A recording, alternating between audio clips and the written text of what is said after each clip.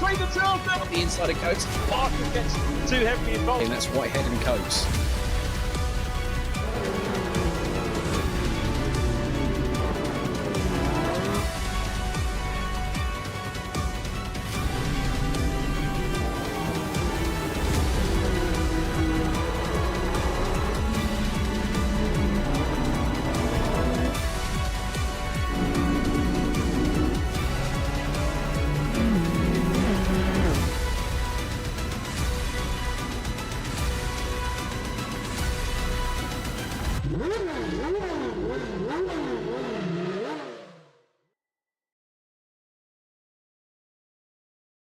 Welcome, one and all, to the grand finale, and also Silverstone GP, well, virtually at least. It's the grand finale of the BMW M135i Cup, powered by VRRC, and, well, if you've been following along with the championship, you're going to know that this is going to be spectacular, and Silverstone couldn't have thought of a better place to host it. My name's Jack Oliphant. I will be joined by Rich Hayden in the broadcast. Well, he's running the broadcast, so he'll pipe up with some anecdotes and every now and useful information as he sees fit, I'm sure. But it's always nice to be your host for this one final time for the BMWs before we go into the World Endurance League stuff. But more on that in a couple of minutes' time. In fact, no, let's just more on it now. Why not? Yeah, go ahead for it. Round one and round two, we're all the way back in January. It feels like months ago because it was. April saw us go to Spa and Le Mans for round 3 and 4. Before we go this time in June and July to Sao Paulo and Kota, which should be fairly spectacular. Again, all tracks for the World Endurance League have been handpicked to be the best endurance tracks in the world. It's brilliant that we can have the option of so many fantastic circuits, but also the option of some brilliant cars as well.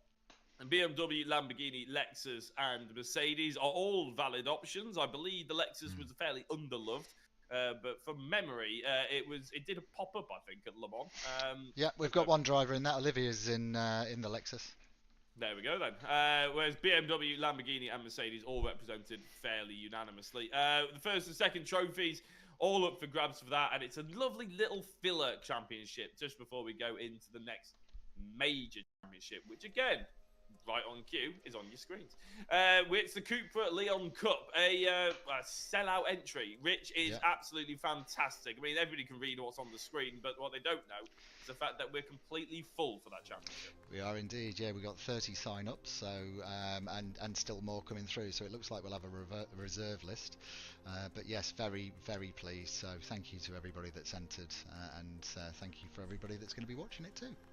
Absolutely, yeah. It's a full live broadcast. It's basically exactly the same as the normal championships you've been used to here, like the BMW M135i and the mini championship that we had before, and the championships we've been doing for the past year and a half or so. But all the rounds, as you can see at the top of your screen, we go to some fantastic circuits, a couple of new ones, and a couple of ones that we've only just found, like Assen TT, that turned out to be not only a crowd favourite, but a driver favourite as well. We cannot wait for the Cupra Leon Cup, and there's plenty of prizes up for grabs as well. Right, speaking of championships, we've got one last hurrah for the BMWs. Joel Lask, Oliver Gibson, and Jack Smith with the top 3 coming away from the Hungaroring. Absolutely brilliant racing from Hungaro. We're all looking forward to seeing how they get and attack the track of Silverstone, a circuit that they know very, very well. But Joel Lask, with a lacking amount of weight, is a bit of a charge for the championship top 5. Oliver Gibson and Jack Smith will be no surprise that they took away an awful lot of points either, and they put an awful lot of pressure on Ben Smith, and we can see how it lines up to, going into this evening. Now, there we go. 5 points is the gap for Ben Smith ahead of Oliver Gibson. Ben Smith actually scored the same amount of points last week. So did Jack Smith. It's just Ben Smith wasn't on the graphic. Unlucky, Ben. But Jack is certainly within touching distance. 15 points behind, and there's a lot of points to play for. Josh Martin is in 4th. That's a pretty long shot to consider him for the major championship, but he did remind us that when he won the championship in the touring cars, he came from about 5th place and won it on the final round. So you never know. We could see a Josh Martin masterclass yet again. Craig Curtis is more likely the driver he's going to do battle with in the swapping 4th and 5th positions, with Joel Lask just as an outside bet again. But very, very fast serve at Silverstone, lacking a lot of weight, and driver of the round last time out, he's actually hitting form right when he needs to. Andy Carroll, Scott Bugner, Chris Blakey, and Thomas Potter round out the top 10. Thomas Potter actually getting a little bit of speed, but not necessarily the consistency to go with it. Paul Laramie, Adam Lyle are 11th and 12th, and you can see all the way down to Kenny Press in 20th position. We've had a very, very well-attended championship here, and you can see all the way down to 25th and Stu Henderson. Unfortunately, Matt Smith retiring, like I like to remind you, every single round. Right, Silverstone GP, a circuit that everybody should know very well. You'd hope that I know pretty well as well, but you never know. I probably will end up making some mistakes. We're going to take a bit of an onboard now with, I believe, probably Andy Carroll to see how the BMWs get along around this historic circuit.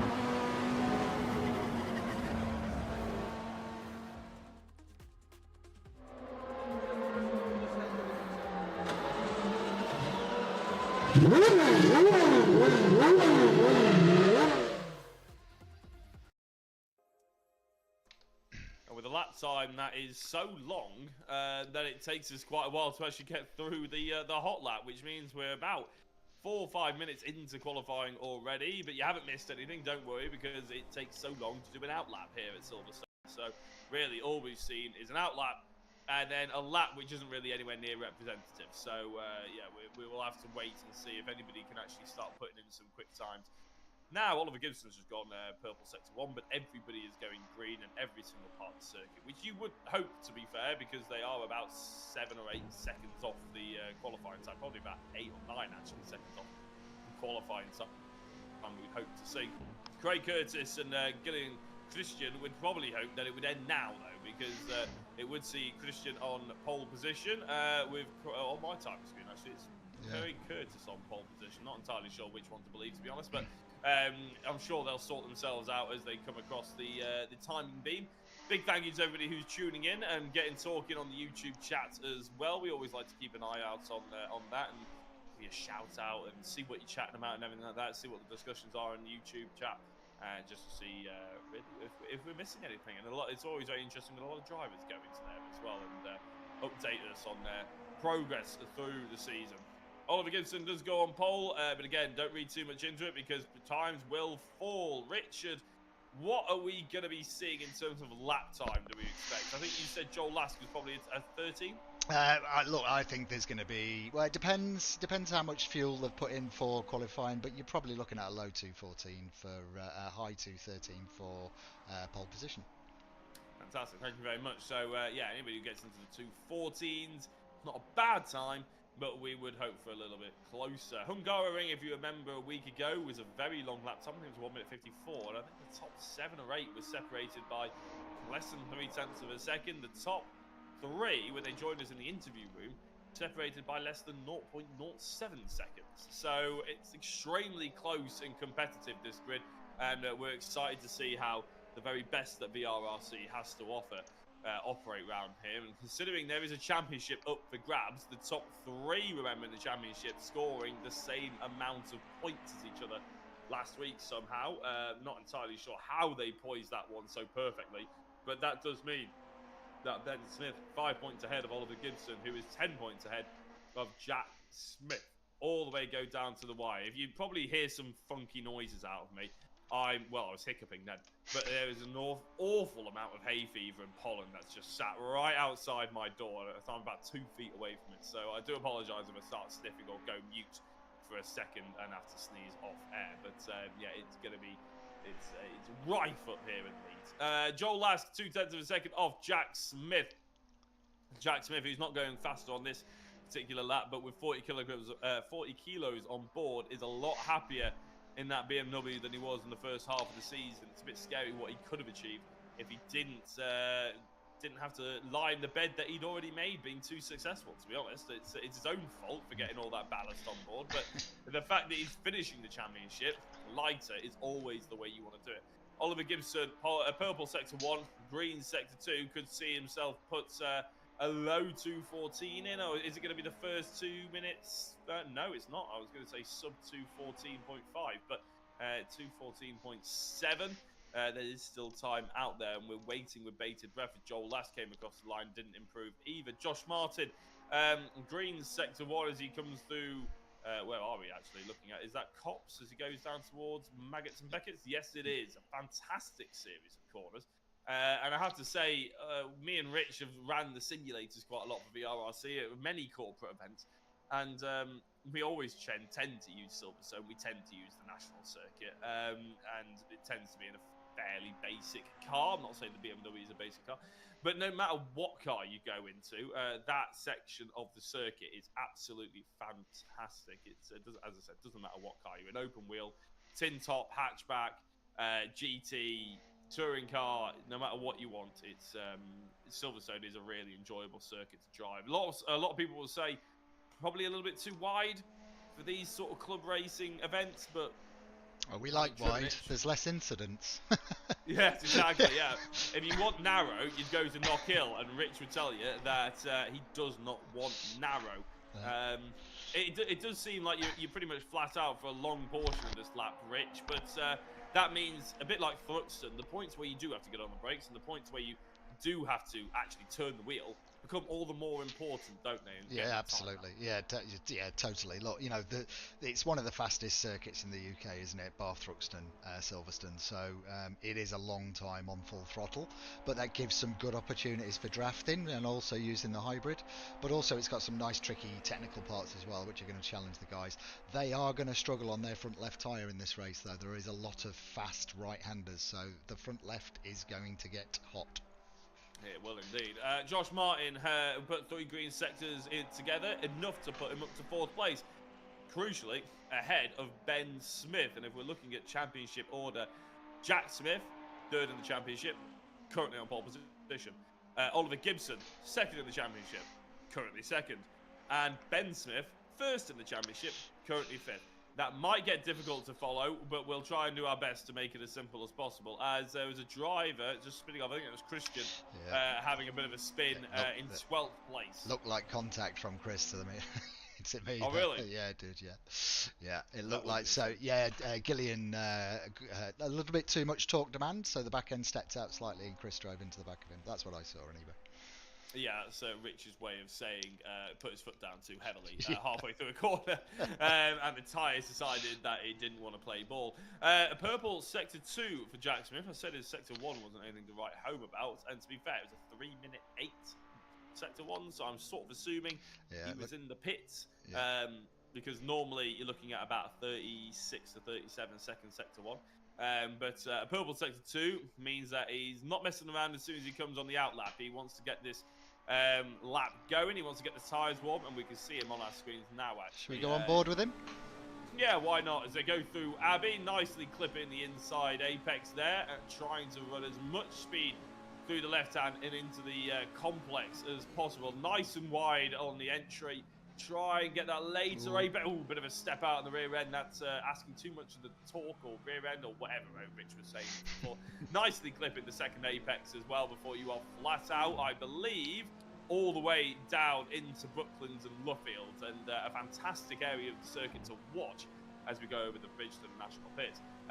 Fantastic area of the circuit to watch. Well, just on your right, if you ever get the chance to actually go and watch at Silverstone. Breaking into the apex is slightly contradicting to what you sort of think you might have to do, but actually it's the best option here going into Brooklands. And as we go around Luffield, Jack Smith clearly showing that he wants to just keep that tight on the right-hand side. A lot of drivers in GT cars and more high-powered machinery may well V that corner a little bit more because they have the engine to get away with it. But here in the BMWs, it's all about that minimum speed. And to V a corner, you really have to reduce the minimum speed. Going into Cops, it's easy to think that this would be the first corner today, as this is the National Pits first corner. But given that we're on the GP loop, we're using the Silverstone wing, just like the F1 drivers use. Maggins and Beckett's, that's a lot of curve on the left-hand side. Flat out, I imagine, flicking it through the right and mounting the curves every which way you can imagine to try and get, because they're nice and flat, on the power early as possible, putting all the way into the curve there. Jack Smith actually giving us a great view of how to do Silverstone Purple in the middle. That section particularly, because he's just beaten his own purple sector through Maggots, Beckett's and Church as we go on 59.998, the first driver to get into the 59s through sector 2. Going into Stowe, lovely apex and lovely run out, but not too far over towards the Astro turn. And the last bit going into the chicane, the Vale chicane, hook it up to the left, don't hit the sausage curb, please don't hit the sausage curb. Hook it on the right, don't hook the inside though, it'll bounce the car up. And going through the flat out right-hander, again avoiding the sausage curb. This could be an extension of pole position for Jack Smith as he comes across the line. It is, but only by 200ths of a second. That purple sector was really the one helping him out, as we saw Ben Smith actually, while we were on board, jump up to second place. And Jack Smith, I said it was only by 200ths of a second. That helped him because Ben Smith was only 300ths of a second behind him in second place. Now it's half a tenth. Lovely onboard lap there with Jack Smith. As I said, it might not have been, well, it was the fastest that we've seen. There are certain parts of it that he probably thinks he can improve, and that's evident because he didn't go quicker in sector 1 and 3. But a great sort of onboard lap to show you really how to drive this circuit with precision and with care, whilst also trying to get the most out of it. And that sector 2 with the Maggots and Beckett's was very, very impressive indeed. It's very hard to do that. It's easy to commit too much speed into the first apex, and then you scupper the whole complex and you scupper it all the way down to Stowe. It's so crucial to get that area of the circuit correct. Brad Smith on your screen, he's inside the top 10. Green sector 1. Olivia Krzyzanowska is down in 14th place. Also the only other driver with a green sector 1. A couple of drivers in the pits actually. Mark Stokes, John Jones in the pits as well. And they're going to have to probably finish the session. They don't have time to get out there and do an outlap and then a flying lap. So whatever the drivers are on currently is probably as good as they're going to get. Although a lot of drivers actually coming up to the final half of this circuit and going through Stowe may well get another lap out of this actually, and that includes Joel Lask, Oliver Gibson, a Smith, which I'm going to guess is Jack Smith because we're currently watching Brad Smith going through Stowe a little bit further back. In fact, both the other Smiths will probably get a chance, and I imagine Brad. So we got 15 seconds left on my timer on the left-hand side of the screen, 30 seconds on the screen in front of me that you guys can see. and that's probably the one that's going to be important. As It the is, checkered yeah. flag drops, a lot of drivers are going to have one more flying lap. Jack Smith has just gone purple in Sector 2 yet again. Sector 1, he can't quite seem to get as good as he's had before, but with half a 10th extension through Sector 1 and another purple sector in Sector 3 puts him on pole position by 0.2 of a second. He has extended that margin. But don't think that's it. That's not the end of the story, because Joel Last put in a purple Sector 1, and now Oliver Gibson has taken that purple Sector 1 away from him. 36.315 is a 10.5 quicker than Jack Smith went through Sector 1. So there could be another twist in the tail here as we go into the final couple of laps, well, final couple of seconds, actually, of this Silverstone Grand Prix finale here, the BMW M135i Cup. Ben Smith fastest in first sector. He is, and Oliver Gibson, Joel Lask joined him in being very, very fast indeed, as well as Ben Smith crossed the line. No, in fact, so he's still on for a good shout. Jack Smith's just gone green Sector 1. So all 4 drivers in the top 4 have just gone quicker through Sector 1. Who's going to come in Sector 2 first? I think it is going to be Oliver Gibson, as we currently ride with the 3rd place driver. Josh Martin's crossed the line. He won't be improving. Joel's first. He's taken the checkered. Joel Lask has gone purple Sector 2, and he's beaten Jack Smith by 100th of a second through that area of the circuit.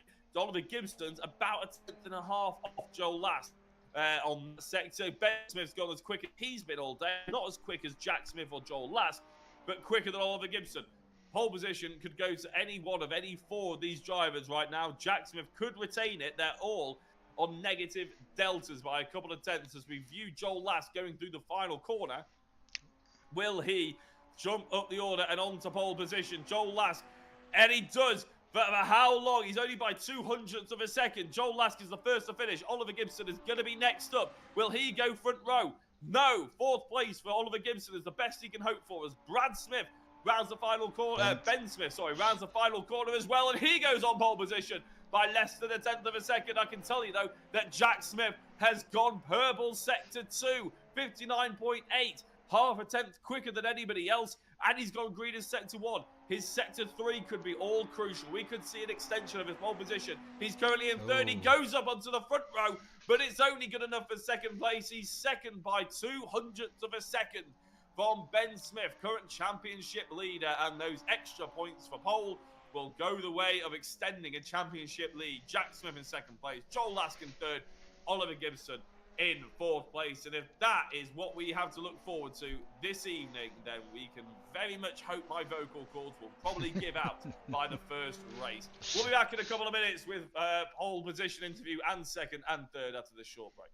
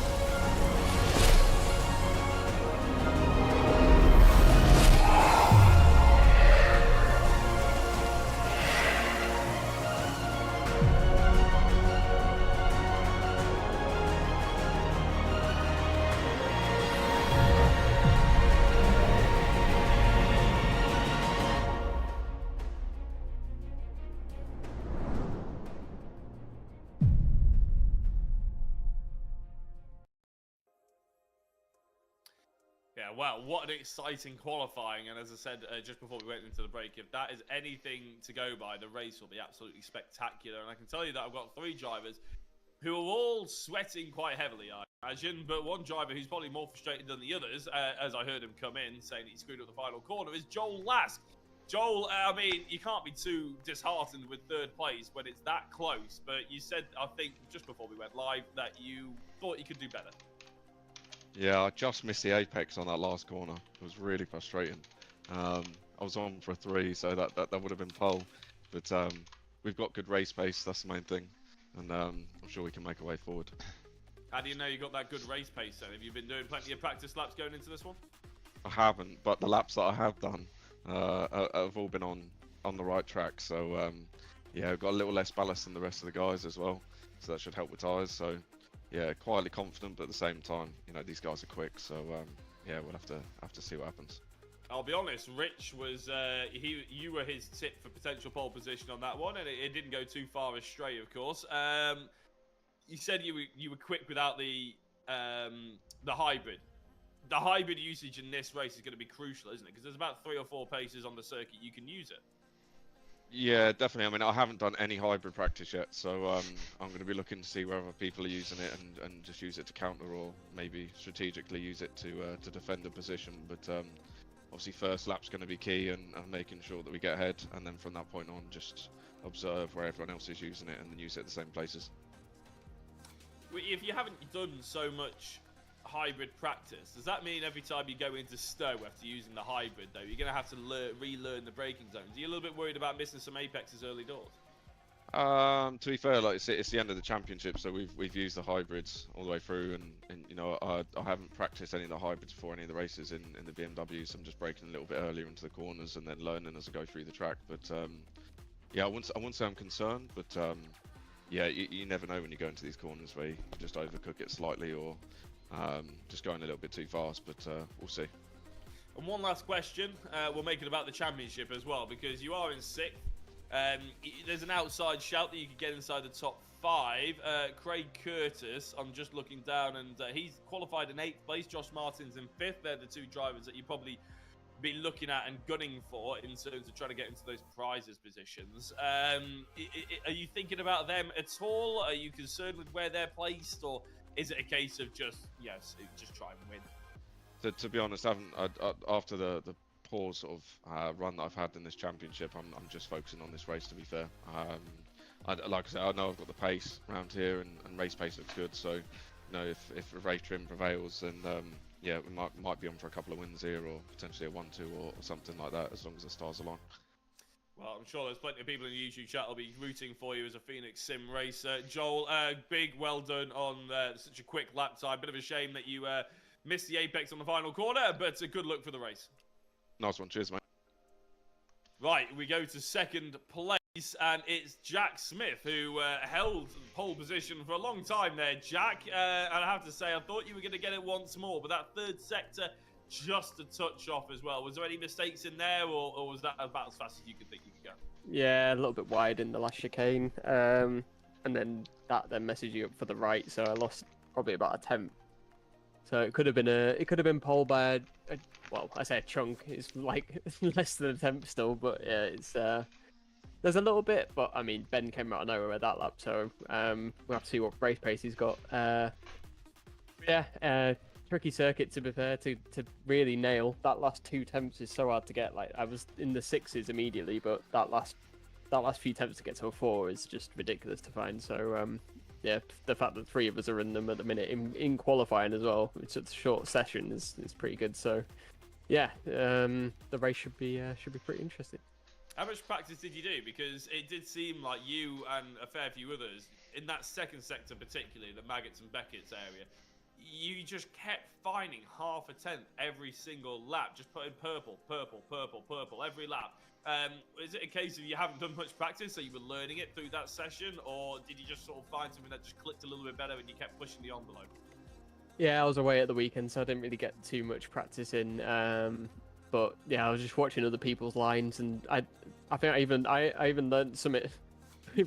From Paul whilst watching on board with him. So yeah, there's you find stuff from everyone around different circuits. So I just kept looking at people, what they were doing, finding time in different places that I was. I'm still losing a bit in Sector 1, but it's in the race now, so we're going to have to just send it, I think. But yeah, there's time everywhere. You just got to use a bit more track here and there, and see how much you can get away with, and this, you know, it's everywhere really. You just got to keep pushing.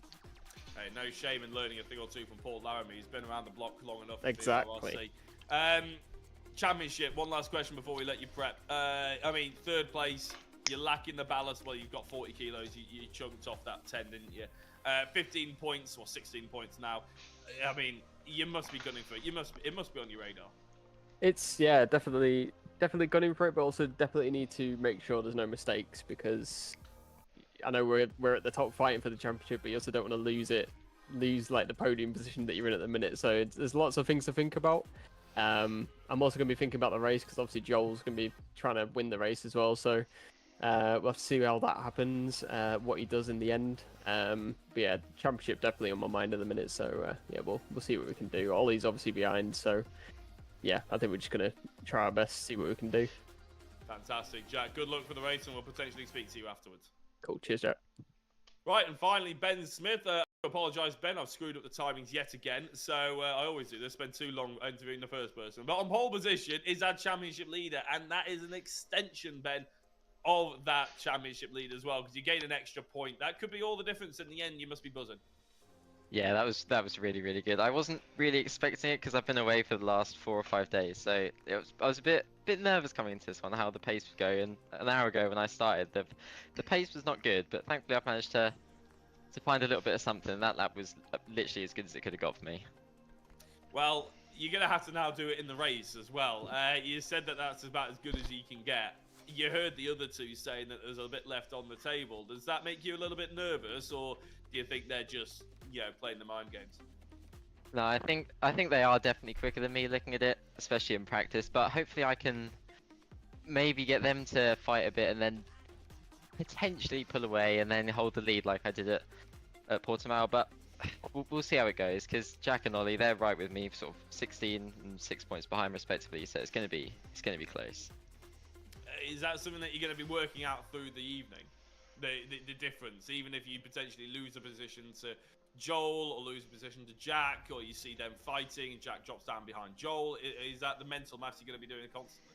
Yeah, I'll definitely be doing the maths in my head. I mean, I am a maths student at university, so maths is a big one for me. So I'll definitely be doing that during the race. Fantastic. Well, Ben, we'll let you go and get ready, because to be honest, it's probably the biggest race, or second biggest race, arguably, depending on how we go into the reverse grid, that we're going to have all season. So with about 90 seconds left to go, we'll bid you adieu. Good luck, and if we don't speak to you later on, it's been fantastic, but hopefully we will speak to you later on. Yep, hopefully speak to you in a bit. Cheers. Right, so that was Ben Smith, and we are about to go into race 1. Just reading the YouTube chat a little bit as well. Elaine Gibson, I didn't read the chat quick enough. I do apologise. Shout out to Jack Smith for getting his master's degree in motorsport engineering. So big well done to Jack Smith. I'm sure he'll like to cap off a successful week with a championship here at VRRC. Not for the first time, of course. A few other people, Max Wright saying he's going to Silverstone this year. What are you going to go and see, Max? I hope it's going to be something big and spectacular. If it's going to be the F1, get ready for crowds, and more crowds, because it's not exactly a calm event to go to. And also, we've had word that Thomas Potter is going to be starting off the back of the grid after having some technical issues with his game kept crashing, which is a bit of a shame. But hopefully, that is all done and dusted and ready to go. Just like we are here with Ben Smith on pole position, Jack Smith on second place, Joel Last, Oliver Gibson, Josh Martin, Andy Carroll, Adam Lyle, who, to be fair, we didn't actually spot, but he gets into 7th place. Well done to Adam.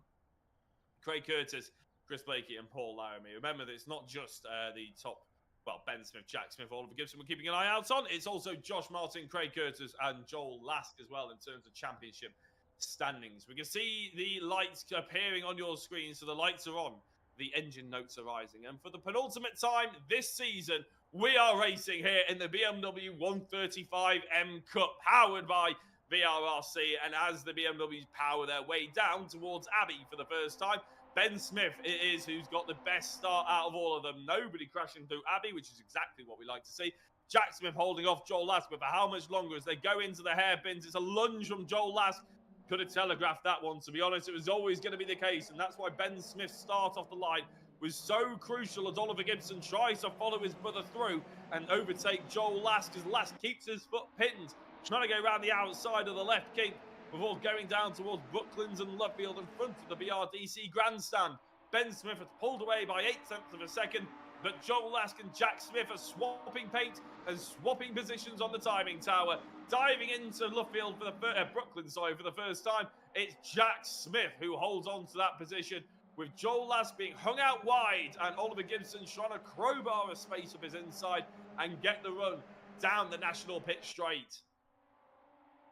Josh Martin in 5th place is there or thereabouts. He's probably going to be the first to admit that qualifying is never his strong suit. Just tend to come a little bit better during the race, with Oliver Gibson going through cups on the inside. Will try and drag Josh Martin through, but it's not been Joel Lask's day so far in this first race. He's going to try and, looks like he's going to go for the inside move on Oliver Gibson, going into Maggots and Beckett's. That would only cause disaster. He's clambering all over the curbs and trying to put Oliver Gibson off, but I think going on to the Wellington Straight, it's going to be a big crash in the background with Brad Smith and Craig Curtis. Craig Curtis ending up with a big incident, and as I said, he's one of the drivers who are keeping an eye out on Joel Lask. If he knows about Craig, we'll be thinking there's a 5th place up for grabs here, even before he gets into the final race of the evening.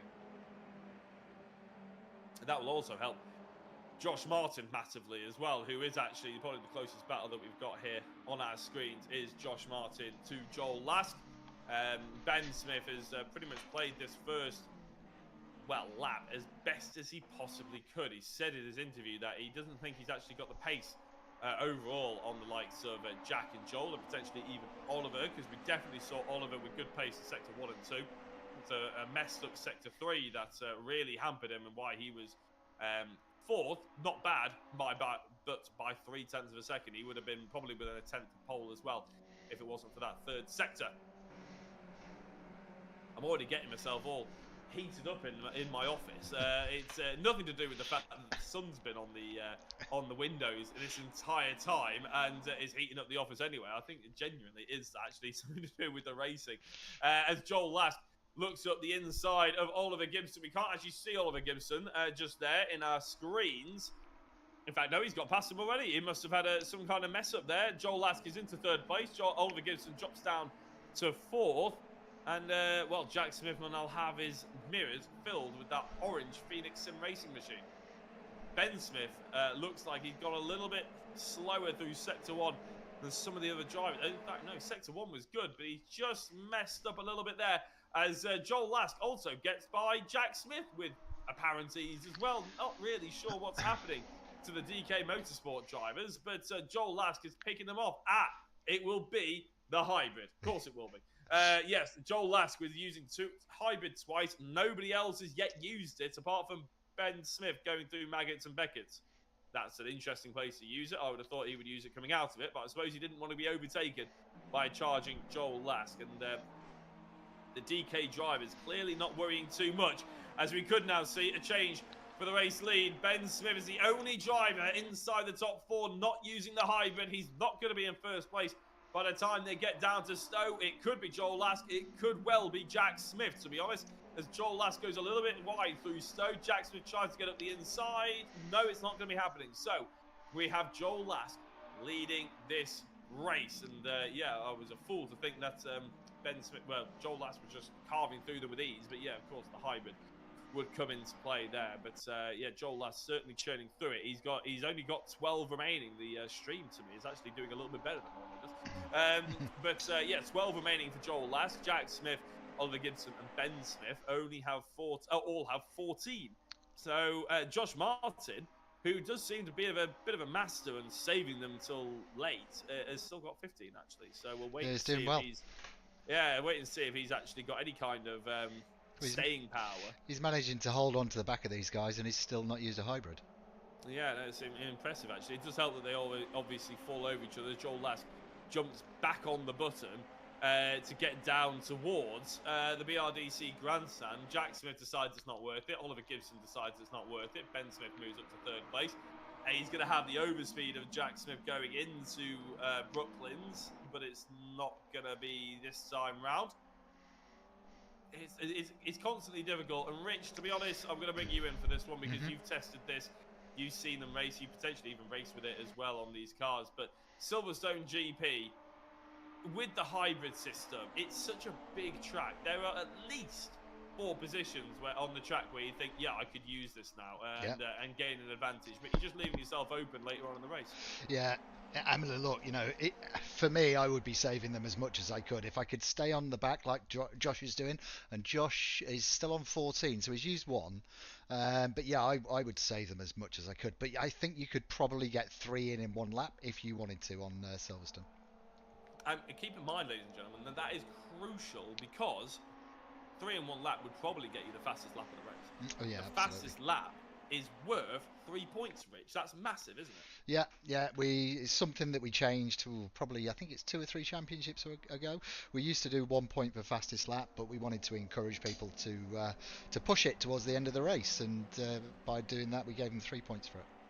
I seem to remember, actually, I think the change might have been even further back than that. I think it was the last time we did a hybrid championship. Could be. May well have been MX-5s. I can't. No, it would have been. No, the last one was the last touring car championship. They had hybrids when we used the full BTCC package. Oh, of course it was. Yes, of course it was. So, yeah, because I quite like it with the hybrid system because, of course, and to be fair, when you have the different tyres on as well, because it gives you the option if you are having a bit of a poor race to just save them up. Okay, the difference between 11th and 13th points-wise is not that big. Especially if you're a championship runner, you've had a poor start or something like that. But if you can save all your hybrids, drop from 11th to 13th, but then use them all on 1 lap, and you gain 3 points, it could be a massive tactical advantage and statistical advantage when it comes down to the wire at the end of the championship, which is obviously where we are now. But Joel Lask is churning through them, but I'll get back to it in a minute because Oliver Gibson is also on the hybrid, and he looks to be getting past the championship leader, Ben Smith. Remember, that's important for Oliver Gibson because he does need to catch up to Ben Smith. Jack Smith seems to be taking points away from both of them.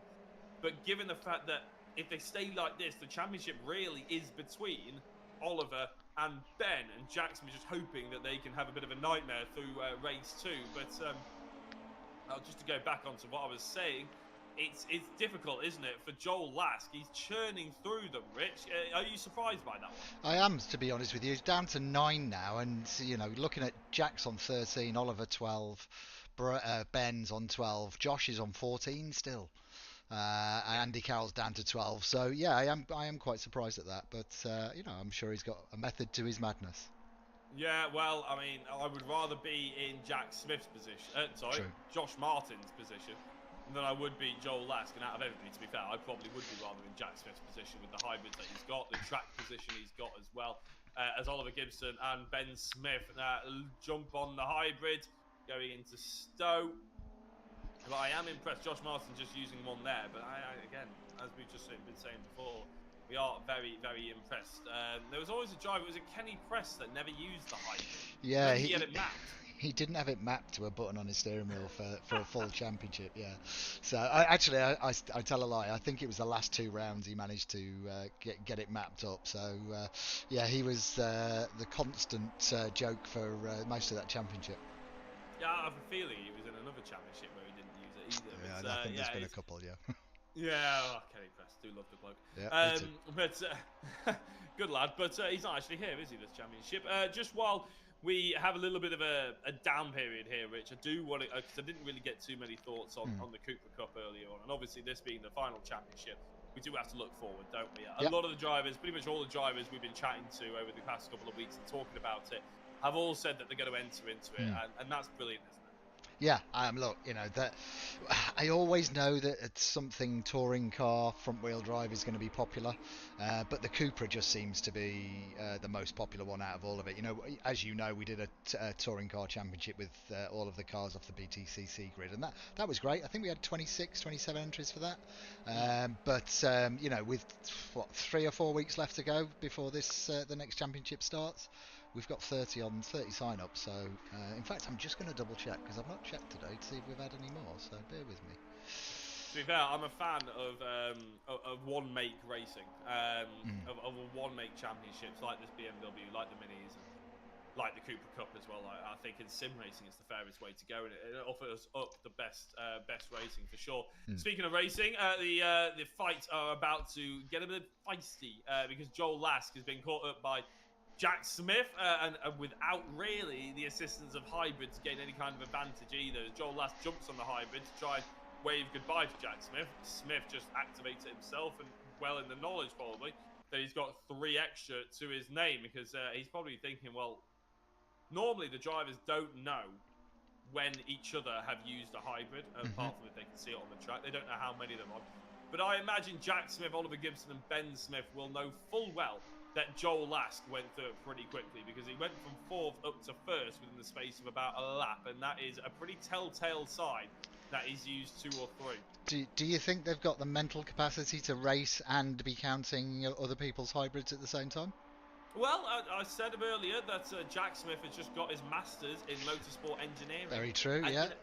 They don't just hand them out. And Ben Smith said he was studying maths at university. That's correct, yeah. What, they don't just hand out those masters just to anyone, no? No, okay. apart from the honorary ones. Oh, the honorary, they do right, just yeah. hand them out, to be fair. But no, this is what I've been informed that he's actually worked for, so fair play to him. He's done, yeah, as I said, actually, to be fair, my brother's got 2 masters, and I'm pretty sure he's done nothing with them, ever. So he might as well have just been handed out to us. He won't watch this, so he won't care.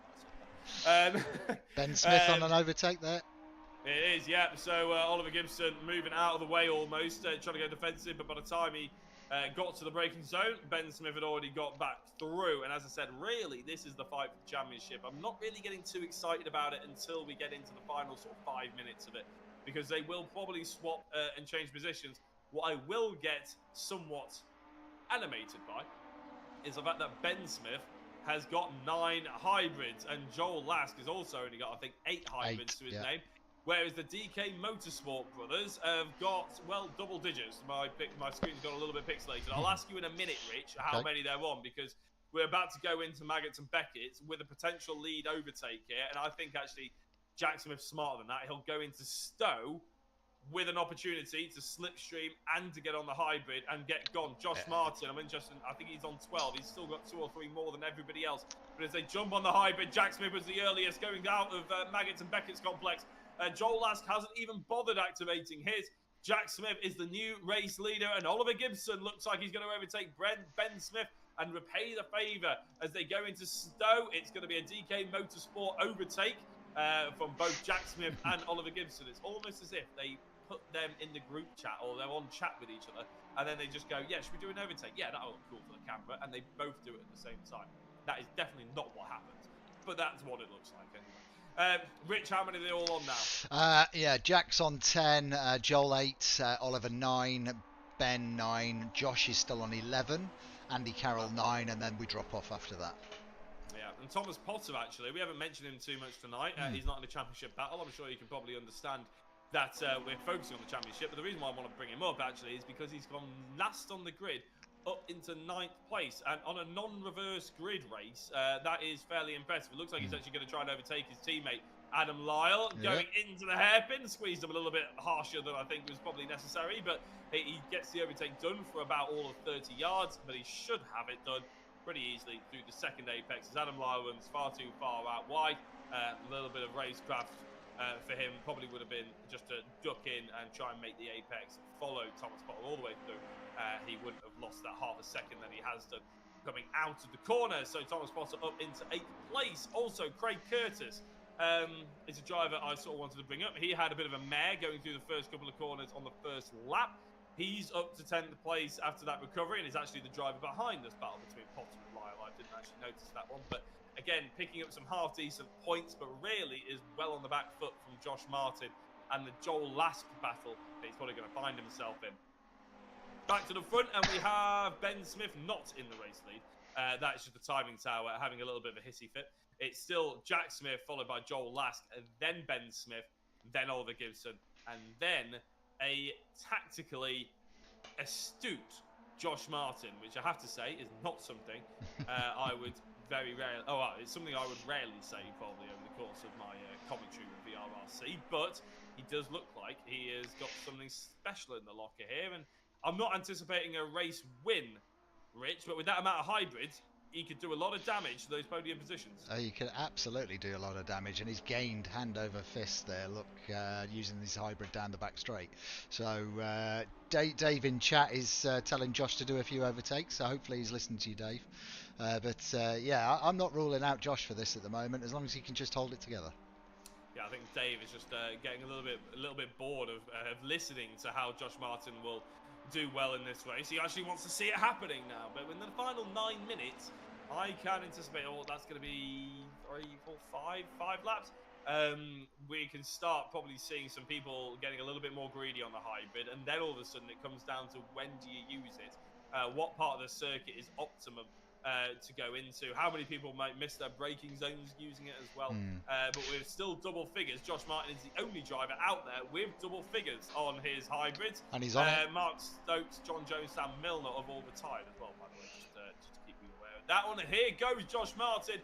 Dave's been in his ear. He's listening to the commentary potentially. Josh Martin on the hybrid. Oliver Gibson on the hybrid as well, to be fair. Gibson was late on the hybrid, which probably means he'll go into the braking zone ahead, but not ahead far enough. Josh Martin makes contact. He didn't make the apex. He was running a little bit too wide. He's still just ahead by a nose. Oliver Gibson does not need this kind of grief. He's going for a championship, and the more he fights with Josh Martin, the further he sees his championship rival and Ben Smith pulling away. And Josh Martin has used his hybrids twice in as many straight and has got himself up into 4th place. He's got 2 more still than Ben Smith, and we can see him use all of them on this lap. He could get well into the podium places. Lovely run through Copse. He's going to go up the inside going into Maggots and Beckett, and he could well go into 3rd before he even has to use the hybrid again, and he has done. Great move by Josh Martin, a couple of moves there in fact, and probably the move of the day that we're going to see so far regardless. He's putting himself on for a strong position of driver of the round. I know it's hybrid assisted and all that sort of thing, but going through Copse, carrying that amount of speed, overtaking Ben Smith into there, he wasn't using the hybrid, so it's still very impressive.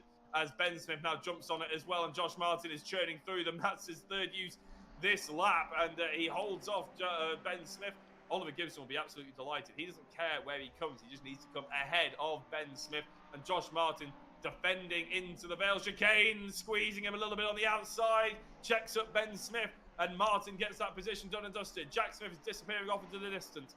Joel Lask is in 2nd place, fairly solid, with nothing really to play for. Josh Martin, with Craig Curtis falling down, also doesn't have that much to play for. But Ben Smith and Oliver Gibson certainly don't want to get involved in any kind of scrap with a driver who has nothing to lose in Josh Martin. Yeah, I was a little bit concerned for Josh that maybe he was leaving his hybrids till too late in the race when he hasn't got enough grip in those tyres when they're starting to go off. But no, he's using them well. He is, yeah. But I mean, he's still got 7 left, so everybody else around him is struggling with it slightly, isn't he? So he's almost forced them to play their hand to try and react to this. I was saying that everybody probably guessed that Joel Lask is churned through them early doors, and what they won't have noticed is that Josh Martin hasn't used hardly any of his, or used a deficit anyway, because he was touching distance, but he wasn't really ever in the conversation early doors. No one was really paying attention to him, but he wasn't dropped off the back, so they probably were assuming he was using the hybrids more than he actually was. So again, it could be a masterclass here by Josh Martin, watching them fight, slowing themselves up, and then pouncing when needs to be. How many have they all got left? Jack's on 6, Joel's on 5, Josh 6, Benny's on 5, and Oliver's 7. Wow, so Oliver's actually the driver with the slight advantage now, isn't he? And Joel Lask, to be fair to him, after churning through them at the beginning of this race, actually, has sort of been caught up by the rest of them. Obviously, it helped that last lap that Josh used 3, and that forced Ben to use 2, and Oliver to use 1, and everything like that. But did give Joel Lask the opportunity to maybe just save one on a lap where he probably didn't think he would. And yeah, he's got a good opportunity here now, Joel Lask, to pull away. He's probably safely in 2nd place, but Josh Martin activating it yet once more to just pull a little bit of a gap. But Oliver Gibson, all of a sudden, 5 minutes to go, we now have a suspicion, Rich, that Josh actually used them too early, and Oliver just accepted it, and now he's going to be the one who's got 3 hybrids on the final lap. It's a game of chess. So game I love, though. It's really fascinating. Yeah, honestly. It's one of the reasons why we love motorsport, actually, isn't it? Because this is basically we're basically speed running an endurance race with the amount of tactical decisions that they are forced to do with changing tyres and everything like that. It's again one of the sort of, you don't see this very often in real world racing, Rich, and it's actually, I was going to bring this up a bit later in the broadcast, but given the fact that they've all spaced each other out a little bit, it's one of the biggest advantages that we have in sim racing, isn't it? That we can add these sort of extra things on to make sprint racing all the more exciting. That in the real world might be too expensive, might be too extravagant, and people might not see it as fair, might not get voted in. Yeah, absolutely. I mean, it's one of the great things about this is, we can do pretty much anything to the cars. We can, add more turbos, add more boost to the turbos. We can add DRS, hybrids, you name it, we can do it. So different tyre compounds. So yeah, it's very simple. I say simple. There's a process to it. It takes some time to get it all right, but it's a process that we like to go through and just add in a little bit of differentiation. Yeah, it keeps it all very interesting because I mean we could keep going to touring cars every single championship, and don't get me wrong, we'd probably after 5 championships in a row we'd probably still have over 20 participants coming along because of how much they love touring cars. But adding those sort of little extra dimensions to them, using a slightly different car, using a hybrid, different tyre compounds, turning it into a T-Rex for a fun race, all those sort of things can be, just keep it fresh, and it feels like you're racing a completely different championship each and every time. Yes, yeah, I mean that is one of the good things for us, that we can pretty much put on any type of car that we want to. This is the first time we've used this BMW. We did custom physics and for it, and pretty pleased with how it handles. So we'll definitely use this car again.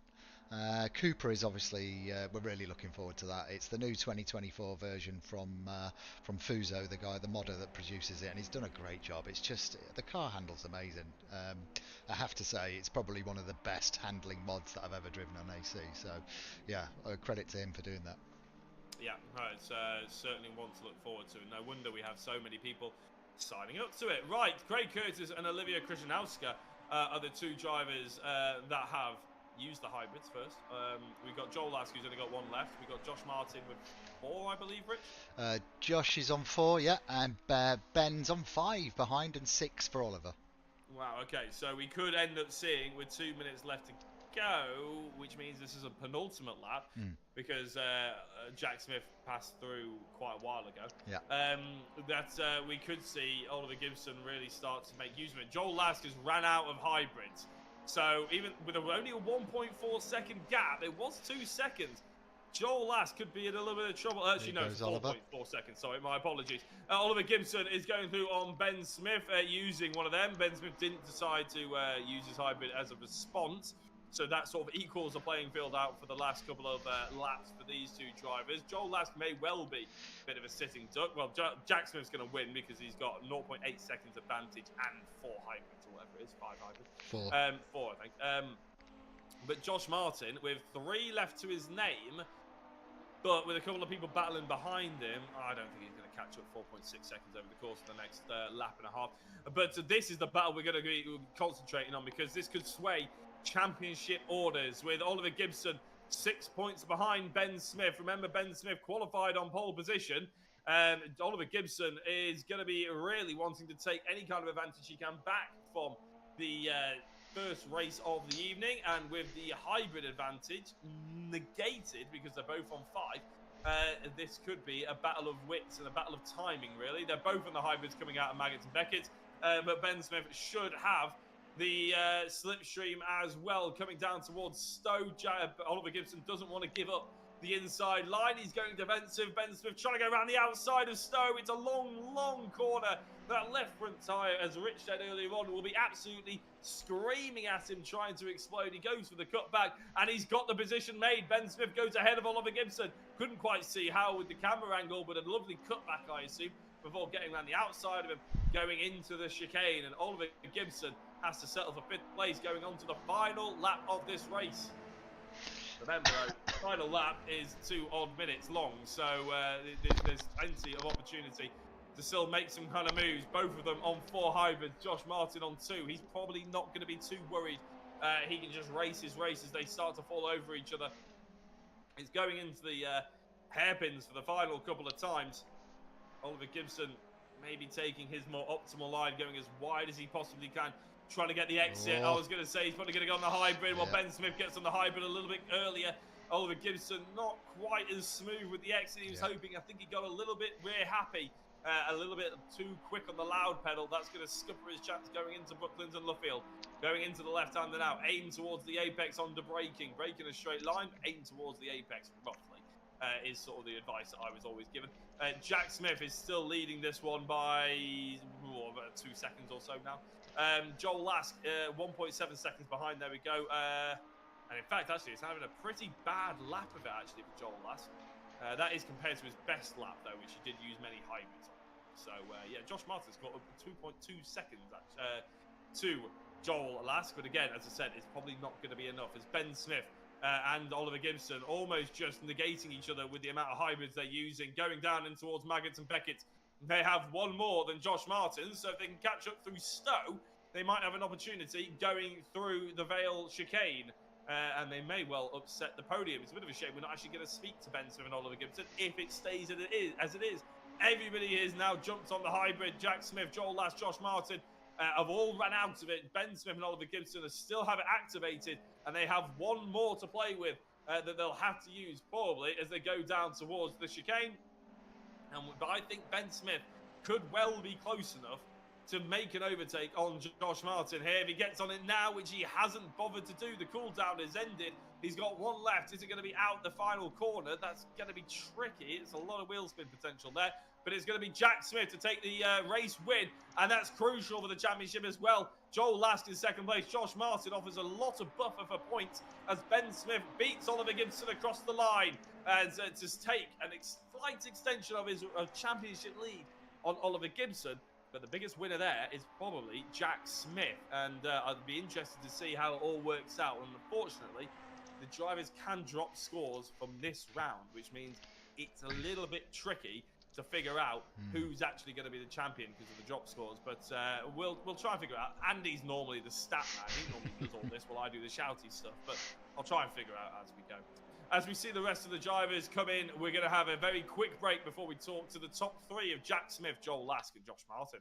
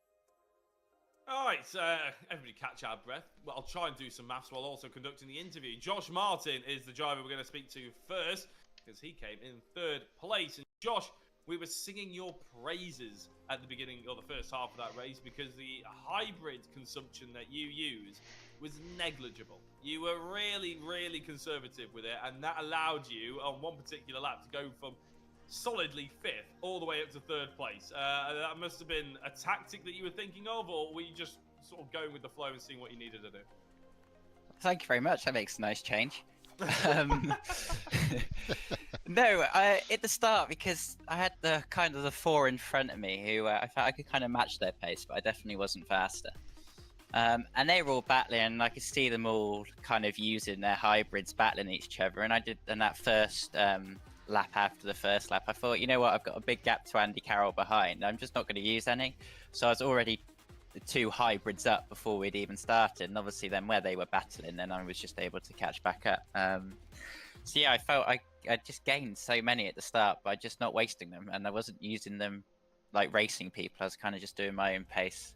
my own race. So I got to the point where I had at least 2 hybrids for every lap left of the race, which was quite nice because I knew that, because obviously I could see them all in front of me, that they didn't have as many as me. Because obviously, you do like make mental tally that you can just tell they're using a lot more. So yeah, I did think at one point I might even be able to catch Joel up, because I saw he used loads of hybrids at the start, but obviously he had a few more saved than I thought he had in my head. Yeah, I was going to say, I think he saved a few when he saw the drivers behind start battling, and then all of a sudden, you sort of basically negated it. Right at the end there, actually, Ben Smith and Oliver Gibson behind you ended up with 1 spare as they crossed the line. I was a bit worried for you that you might get lunged into the Vale chicane. Did you ever feel that pressure was coming? No, because I thought I had more hybrids than the people behind me. So to be honest, I wasn't even really looking at them. I went down that last of the long back straights, used my hybrid, trundled around the last chicane. And the next thing I know, I've got Ben and Ollie boosting out the final chicane, which definitely caught me a bit by surprise. But I had just about a big enough gap to stay in front. Well, you certainly helped secure yourself a solid 4th in the championship, because Craig Curtis ended up falling down the order and coming, I think, inside the top 10, but he had a bit of a coming together with Brad Smith. That must mean you are pretty happy with how this one's gone. You got a bit of a jump to get it to 3rd, but you're happy with 4th in the championship? Yeah, it's going by how the start of this championship went. I know Eric always says it's part of the master plan, going bad start to the championship to keep your ballast right down. But no, my start of the championship was very good. So to be even in the top 5, I'm really happy. My last few rounds have been really strong. So hopefully I can continue that into the next championship. I have to say, it has been it's been lovely to see you back on strong, Josh, because you're always very entertaining to watch when you got the pace underneath the car as well. Are you back for the Cupras? Yeah, absolutely. Fantastic. Anybody you'd like to give a shout out to before we let you go? Dave's bound to be in the YouTube chat. I'll get him his radiator tomorrow. I'm sure he'll enjoy being warm again. I'm guessing that's a radiator for a car, but yeah, right, fantastic, Josh. We'll speak to you later potentially. Yeah, hopefully. Right, Josh Martin, done and dusted. We move on to 2nd place, Joel Lask. Joel, you were pretty button heavy there at the beginning, I would say. Yeah, I was going to say, I messed up a little bit there. I thought, you know what, I've got a game plan here. Jack's going to kill his tyres, and I'll sail off into the lead, and we'll be good to go. But yeah, as soon as I started using them, I realised that no one else was using them. So yeah, sort of played my hand a little bit too early there, and I paid the price for it. But happy with 2nd. Is that one of those feelings like when you're in an exam and you think you finished the exam and then you look around and everybody's frantically writing and you think, what have I done wrong here, sort of thing, and then you almost sort of like go back and revise your strategy. I mean, it did end up being able to sort of negate the difference of the drivers behind you, though, given the fact that they were falling over each other. Was Jack Smith just a little bit too far down the road at that point? He was, to be fair. You know, I used those hybrids, and I thought, you know what, I need to conserve some now, because if not, I'm going to be under pressure from the guys behind. I thought, you know what, maybe I've got the race pace on Jack, and his tyres will work their way out, but they didn't. And to be fair, he ran a cracking race, and yeah, I conserved a few in the middle and thought, yeah, we'll be okay, and I'll catch him towards the end. But by that point, yeah, it was a done deal. I had to settle 2nd. Well, it's a strong end to the championship for you, obviously. I know you said you took a break and everything like that, but are you back for the Cupras? Are you back for the World Endurance League? And we're going to see you fighting for the top honours once more? Oh yeah, you'll see me dive bombing left, right and centre, don't you worry. For the ladies and gentlemen at home, you won't have heard it, but Joel came into the interview and he was so happy to tell Rich that he didn't hit anyone in that race. Just so proud of you, Joel. Well done. Anybody you'd like to give a shout out before we go? Just Phoenix Sim Racing as always. Thank you to Stu and Ad for keeping me racing throughout this championship, and yeah, look forward to the Cupras. Fantastic, Joel. We might speak to you a little bit later. Good luck for the reverse grid. Cheers, mate. Right, and finally on to race winner, and really the only driver that's in, well, we're having a chat to, that's in with a fight for the championship. So that's pretty much where we're going to start, Jack, because you pulled some solid points there on your rivals, Ben Smith and Oliver Gibson coming, I think, 4th and 5th in the end. Was that in your mind? Because you had a fairly quiet race at the end. Yeah, just 2 less than I wanted, unfortunately. I thought I'd have that fastest lap at the end, but yeah, Ben just nabbed it, which caught me by surprise massively because I thought he'd be battling, but he's actually saved the push to pass to get that lap. In the end, I saved 3 for that lap. So yeah, fair play. And I was out at the front as well, so yeah, that to save push to pass in whilst you're battling as well is something else. So fair play. I can't really argue with that.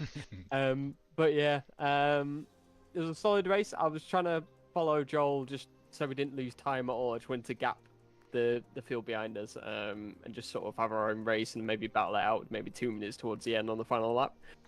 But yeah, Joel made a little mistake and I managed to nip past, gave him a flash to get him to follow me, and then yeah, I just sort of drove my own race from there. Just tried my best not to scrub the tyres too much, and I was just focusing on finishing the race with no mistakes and making sure we got that fastest lap. But yeah, just fell short of that, but it's what it is. I was going to say, is tyre wear a big problem that we've got here at Silverstone? I know Rich mentioned the front left. Obviously, Joel was sort of hoping that you'd end up scrubbing your tyres to within an inch of their life. Is that something that was definitely on your mind going into it? Not so much tyre wear, more thermals. So your front left just screams at this track. It's unbelievable. If you abuse it too much on the first lap, the cores get too high, and then that's it. It's game over for the rest of the race. You just got a really hot left front. So I was trying from the get-go just to not scrub that left front like barely at all. If that even meant like getting oversteer in places, I had to do that just to stop it. So yeah, and once it gets super hot, that's it. You lose the grip. So it was pretty key that I just didn't do that.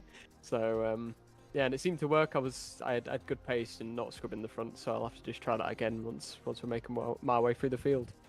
Well, fantastic. I mean, going through the field is the optimum point here, isn't it? I mean, normally we see drivers enjoy the reverse grid race. How much is it slightly more daunting now there's this weight on board, or have you, because you have won so many championships with us before and you're third in the championship, does almost feel like there's no pressure on you whatsoever?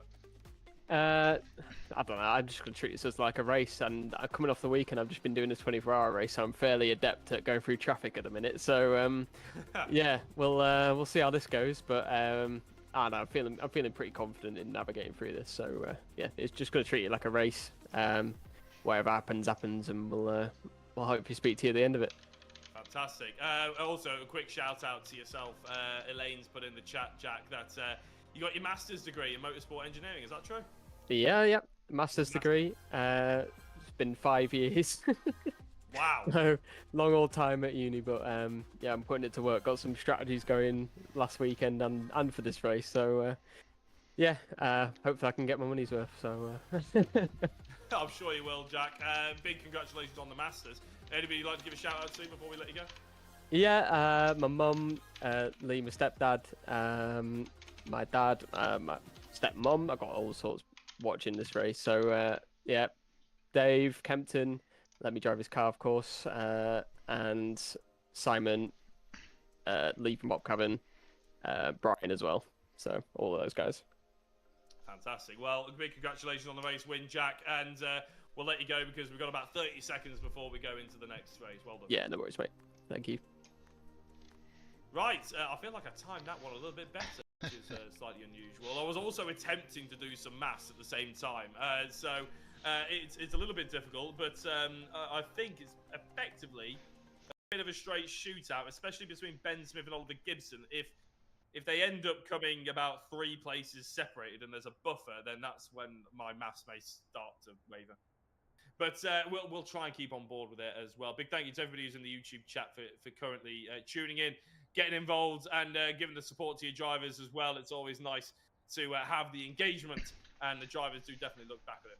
Right, the drivers are ready. The lights are on, the engine notes are rising, and we are racing for the final time here at the BMW M135i Cup. And it's Brad Smith who gets a pretty decent getaway, actually, with Nathan Smith and Paul Laramie. There's 2 Smiths right at the front of the order again. They're 2 different Smiths, just to confuse me. At least they've got different looking cars as well. But as Brad hurtles himself in towards the hairpin for the first time, I do believe we've got a driver whose stage exit right, and I'm hoping doesn't come across the apex and end up crashing into people. Josh Martin's fallen down the field. Jack Smith has fallen down the field as Brad Smith goes aside to put his foot down and go right over to the left-hand side. But it's Ben Smith, Brad Smith. I'm really confused with who's at the back of the order. We'll get to grips with that. I think it was a malfunction with the timing. That's Brad Smith doing pirouettes in the background as we see him getting back going. But no, everybody else is actually fine. It was just the timing tower having a bit of a hissy fit. Paul Laramie is in second place, but Nathan Smith still pulling away nicely. Chris Blakey in third place. Craig Curtis in fourth. I said to Josh Martin that he's solidly in fourth place now, but actually the reverse grid for Craig Curtis could be a massive opportunity. Didn't seem that quick in qualifying or in practice, so it's going to be a bit of a stretch to hold everybody else behind him and get away as Nathan Smith, Paul Laramie and Chris Blakey are still ahead of him, but it's an opportunity there. Thomas Potter is in fifth place, and it looks like Oliver Gibson has made his way up to eighth, and crucially that is a long way ahead of what I believe is Ben Smith. Jack Smith is fighting with, I think, Joel Lask in the background there. And we'll probably get a better view of it as they go through Maggots and Beckett and Church. There's Oliver Gibson, long way ahead of his championship competitors. In fact, it's Oliver Gibson and Joel Lask, actually, isn't it? So that must have been Jack Smith and Andy Carroll. Apologies earlier. So not Joel Lask, it was Andy Carroll. Ben Smith, all the way down in pretty much last place, in 14th position, is not where he wanted to be at all. Championship leader, I said it could get complicated all of a sudden. This is making it complicated. He'll be lucky, or thanking his stars, not lucky, his skill, that he got that fastest lap of the race, and he got the pole position as well. So out of today, he's actually gained 4 points without any finishing position so far. So yeah, well, as I said, it gets slightly complicated. That's a wide moment for Craig Curtis, and I think Thomas Potter's got him on the way through as we're now allowed to use the hybrid. And as I said, I'm still trying to do the mental maths to figure out where everybody's actually figured out. So if I go slightly quiet, in fact, while I go slightly quiet, I might bring Rich Hayden in at some point. Not right now, Rich, don't worry, you don't have to think of something to say. But when I do decide that everything's calmed down just a touch to actually do the maths, because ultimately we want to see a champion get crowned, and they are all provisional. There is always Monday night to consider, but that's boring if we want to celebrate today. So Nathan Smith, Chris Blakey, Paul Laramie, Thomas Potter, and everybody all the way down to Josh Martin, shock horror, is on the hybrids as they go pummeling towards Bucklands and Luffield. And for a lot of the drivers who are used to being further back, missing the apex as well, going through Bucklands and Luffield there, offers up an opportunity for Thomas Potter to try and go around the outside of Paul Laramie. That would be a very brave move, and both of them jump on the hybrid, and what will probably happen is neither of them will overtake each other, but they'll probably catch up to Chris Blakey sooner than they probably like, and as they go into cops, that's exactly what happens. Paul Laramie goes on the inside of Chris Blakey, forces that move where potentially Paul Laramie didn't actually really want to make it. He sort of had to go there because there was nowhere else for him to go, and that allows Nathan Smith to gain 0.3 of a second ahead of Chris Blakey, who holds on to that position. Thomas Potter trying to go around the outside through Bucklands and Luffield, and I think he's managed it. Of Paul Laramie, great stuff on the front five. To be fair, it might not be the fastest racing you'll ever see, but it is pretty clean as far as I've seen so far, and that is very impressive. They are going at it with each other. Paul Laramie, Craig Curtis, who obviously had that little wide moment to allow Potter on the way through, has gotten past Potter now and has Joel Lask hunting them all down. He's probably looking ahead of him thinking, where the hell do I put my car? As I said, Joel doesn't have any weight on his shoulders. He doesn't have a championship to think about, but Oliver Gibson does. We'll catch up with him in a second because I thought there was going to be a change of the race lead, and that was a massively late moment. Paul Laramie's got turned round, then got turned the right way, and Oliver Gibson's gone through. He's had his Hamilton moment here at Silverstone, and he screams into 5th place ahead of Craig Curtis, Joel Lask and Paul Laramie. Nathan Smith still leads, but Craig Curtis looks for the move on Thomas Potter going into Abbey. It's not happening just yet. What a move by Gibson. He goes too wide, though, through Abbey, and that's allowed Joel Lask to go back through. Gibson giving away the position cheaply. My goodness me, if this race is going to be like this for the next 20 minutes, I'm going to have a shower. It's absolutely, I'm absolutely sweating. It's pretty good so far, right? Really it good. is damn good so far. Thomas going wide there. The maths, Potter's off again. We've seen one too many times where he's had wide moments in this championship, where he's been putting in really strong performances. but not really settling into the race fully, and just has those one or two sort of moments. I can't be too critical. I would have them at least twice a lap if I tried to actually take part in this, which I did threaten to think about at one point. I was like, well, if Rich ever does put a Genetta championship back on, yeah, it could be interesting. You never know. You never know what's coming in. I can actually drive, Rich, so if you do that, I might actually come along. Chris Blakey versus Nathan Smith. This is for the race lead. Oh. Ben Smith is not in the lead. As Nathan Smith goes sideways, they're going side by side through Cops. Powers, he kept that going in a straight line, to be fair. I thought the rear wheel drive, it was going to go. It was going to snap. But as Chris Blakey leads the race now, it's actually Craig Curtis who's in second place. And Joel Lask sees drivers falling off around him as Thomas Potter goes wide and allows Nathan Smith to keep his position for the time being. I don't know how Nathan Smith is actually still in fourth place, but there is an absolute clog of cars behind him as Thomas Potter is not on the hybrid. It's actually quite difficult to figure out who's where on the left-hand side, but it's not Potter in the race lead. Don't get excited, but do get excited by the three-way battle going into Stowe. Please keep it on the circuit. Just about. Craig Curtis comes off the best of that one. Chris Blakey is in third place with Joel Lask attempting to win this one. He wants to have an interview for the third time today. He just loves talking to me. I know it. I get it. But Chris Blakey is certainly one of the drivers who doesn't want to give this podium position up easily. Joel Lask is probably, and well, let's face it, is the fastest driver if race one and qualifying and practice, basically any metric we can throw at them, is the quickest out of these three. But getting through is a different kettle of fish. Thomas Potter and Jack Smith doing battle behind. So Jack Smith well ahead of Oliver Gibson, even further ahead of Ben Smith, who's having an absolute nightmare as it stands. When we go into the final 10 minutes, that's when we're going to start thinking about the championship. But Potter is defending hard, and why shouldn't he, to be honest? It's a turning point for Paul Laramie as he gets turned around after doing so well at the beginning of this race. That's a shame, actually. I didn't want to see it end that way, but I thought it was going to be a turning point for the championship as well, with potential contact between Potter and Smith. But Smith looks to have got the position done and dusted. Joel Lask, how many hybrids are we on, actually? That's the question we're going to be looking at right now. Are you asking Andy or are you asking me? I'm asking you. So you must be just shouting it out into the world, but I'd like you to. Okay, Craig's on 10, Joel's 11, Chris Blake is 9, Jack is 12, Thomas 10, Josh is on 12. So Josh is still saving those hybrids like race one. Crack it. Well, I'm glad you're keeping track of it, because to be honest, I wasn't listening. I was trying to do maths. But I believe Ben Smith is up to. He was on 229. He's got pole position. He's got fastest lap, and he came. He didn't come first in that race, so scrap that. I told you this is harder than it looks. Right, I'll do it again in a minute. You can tell I'm used to having Andy here, can't you? Yeah, he normally takes bring back Andy He does the McEwen. maths. I know, he does the maths while I'm screaming into the microphone. That's the role, that's the job, that's the gig. The thing I like about Andy is when he comes to the last round and he forgets it's the last round, he says, you've not done a spreadsheet, Rich, by any chance, have you? No, Andy, I haven't. His spreadsheets are gold dust, honestly. The amount of real life championships that he has saved me in when he's done spreadsheets. And I've turned up and I'm like, I don't know what's going on here. And he's like, oh, well, this is okay.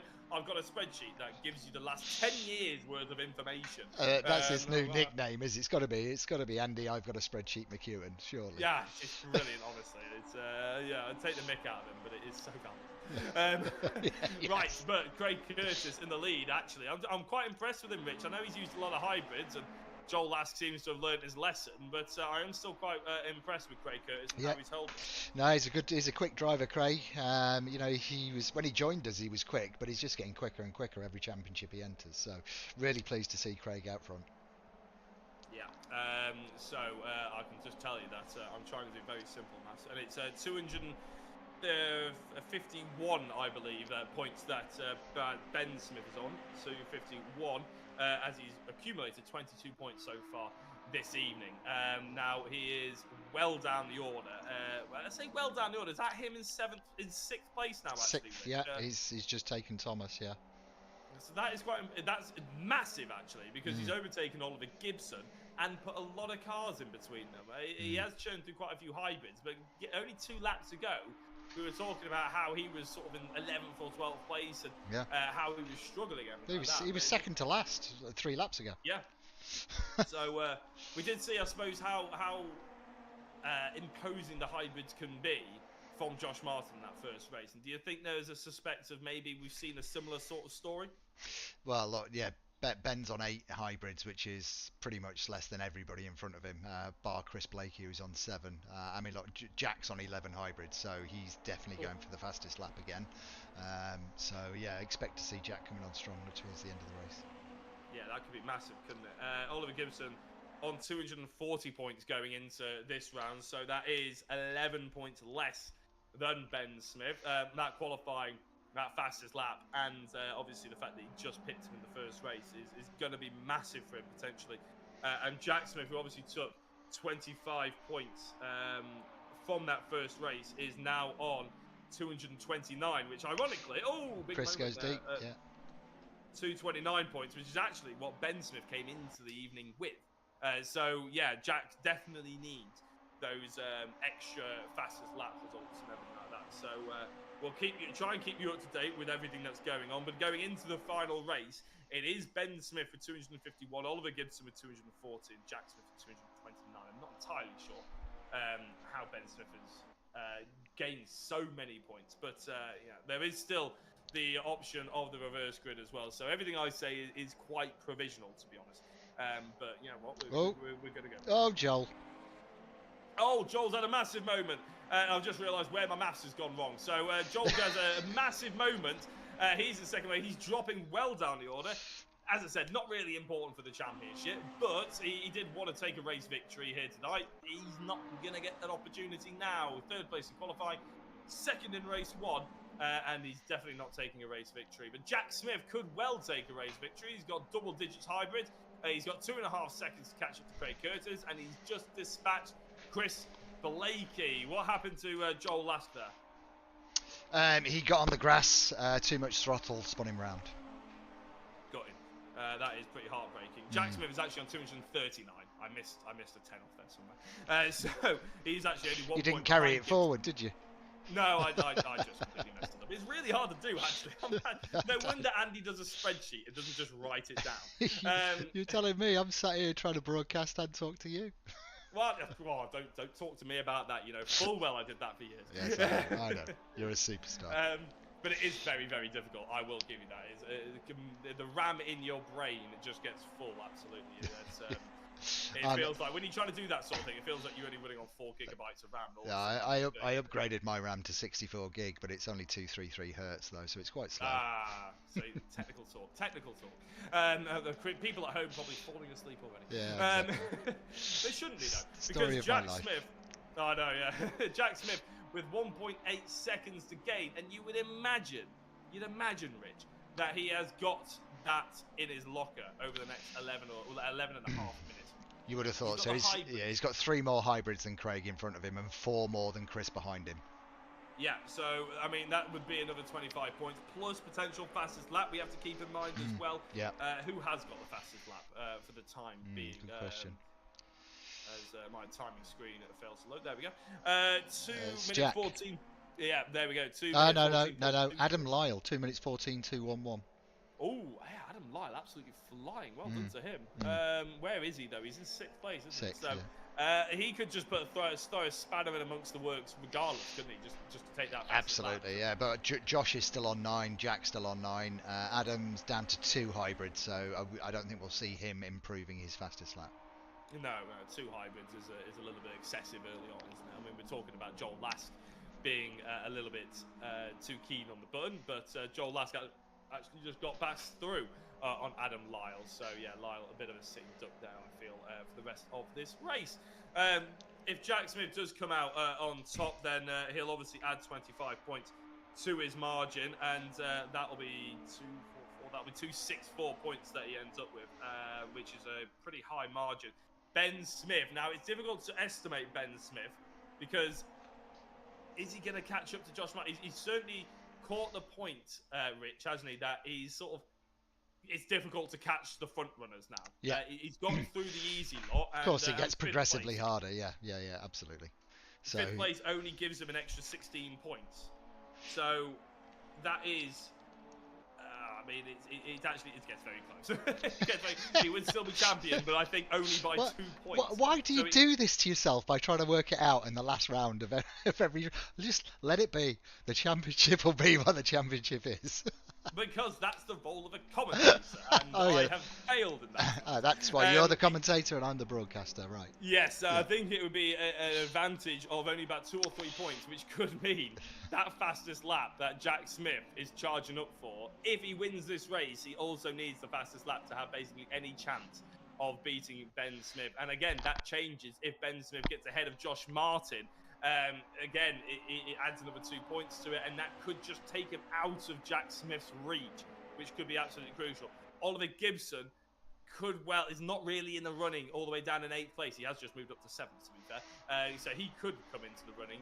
But I think for an overall championship, he needs to get himself inside the top 5, realistically, to have any chance at it. So this could be massive. One, the things that need to happen. Jack Smith needs to get ahead of Craig Curtis. He also then needs to set the fastest lap of the race and hope Ben Smith doesn't set the fastest lap of the race, and hope that Ben Smith doesn't overtake Josh Martin. If any of those 2 things happen, we could probably assume quite safely that Ben Smith will take this championship here at the BMW 135M Cup.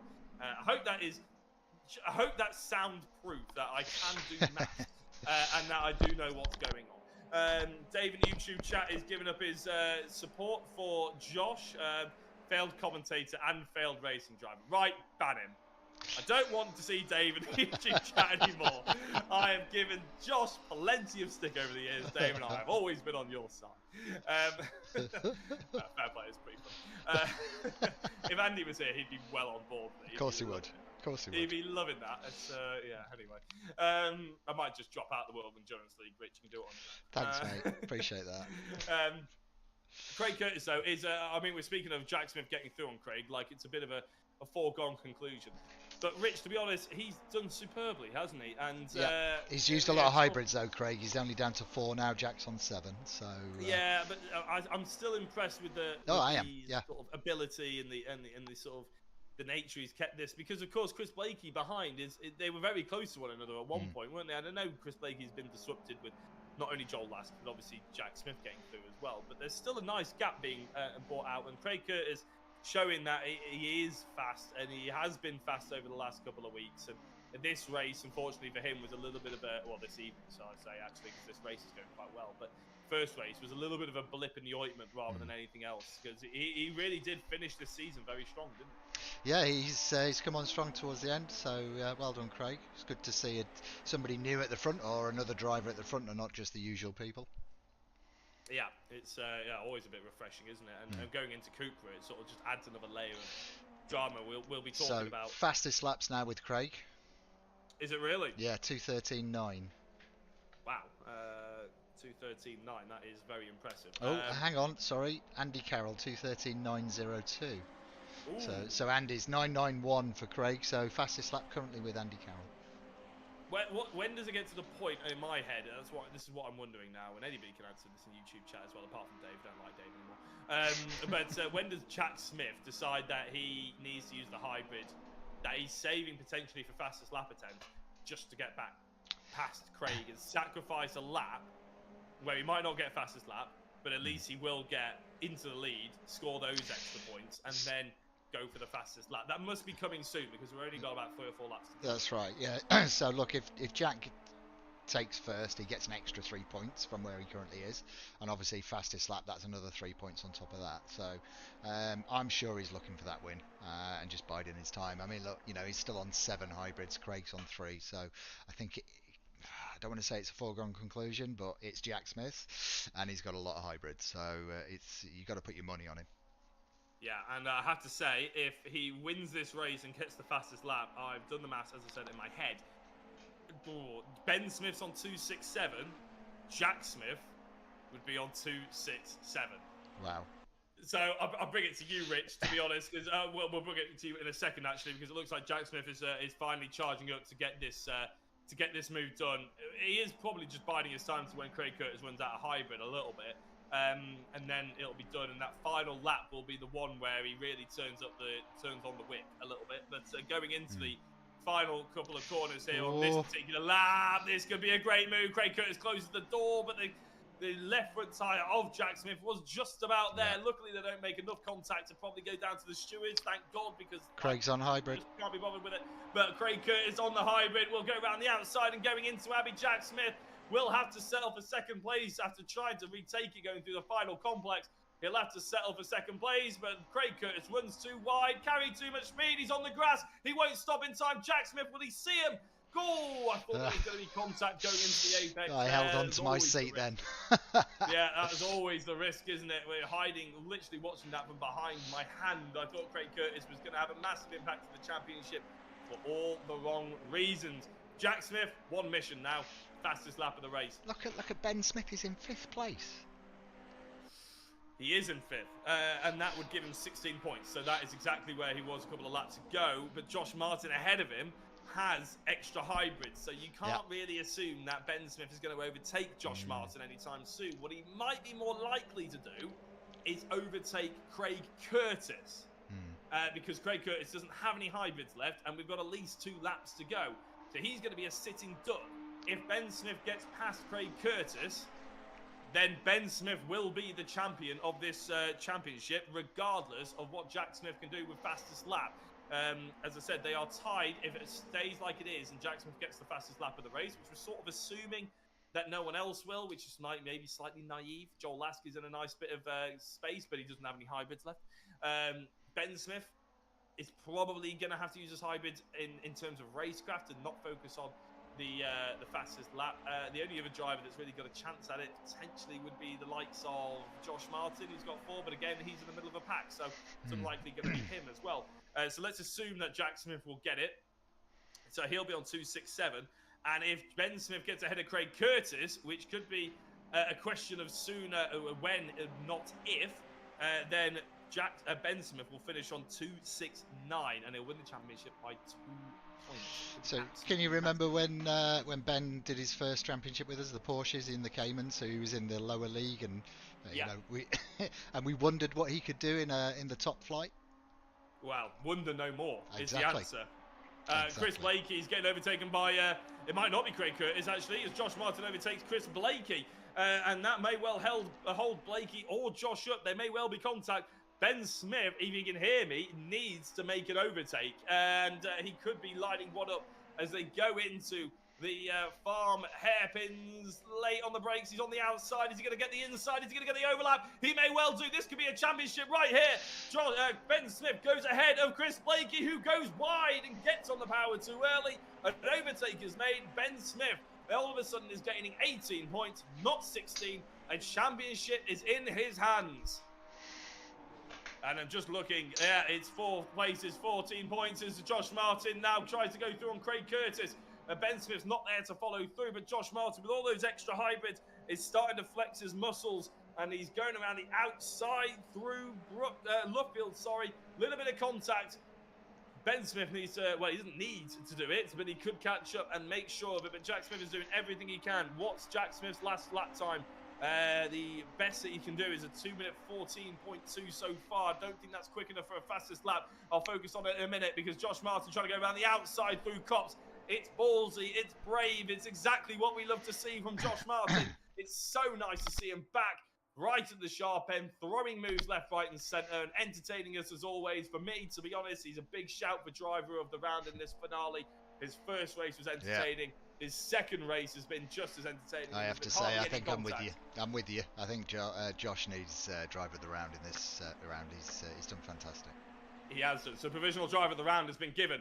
But a championship has not been given because Ben Smith has slipped back into 5th.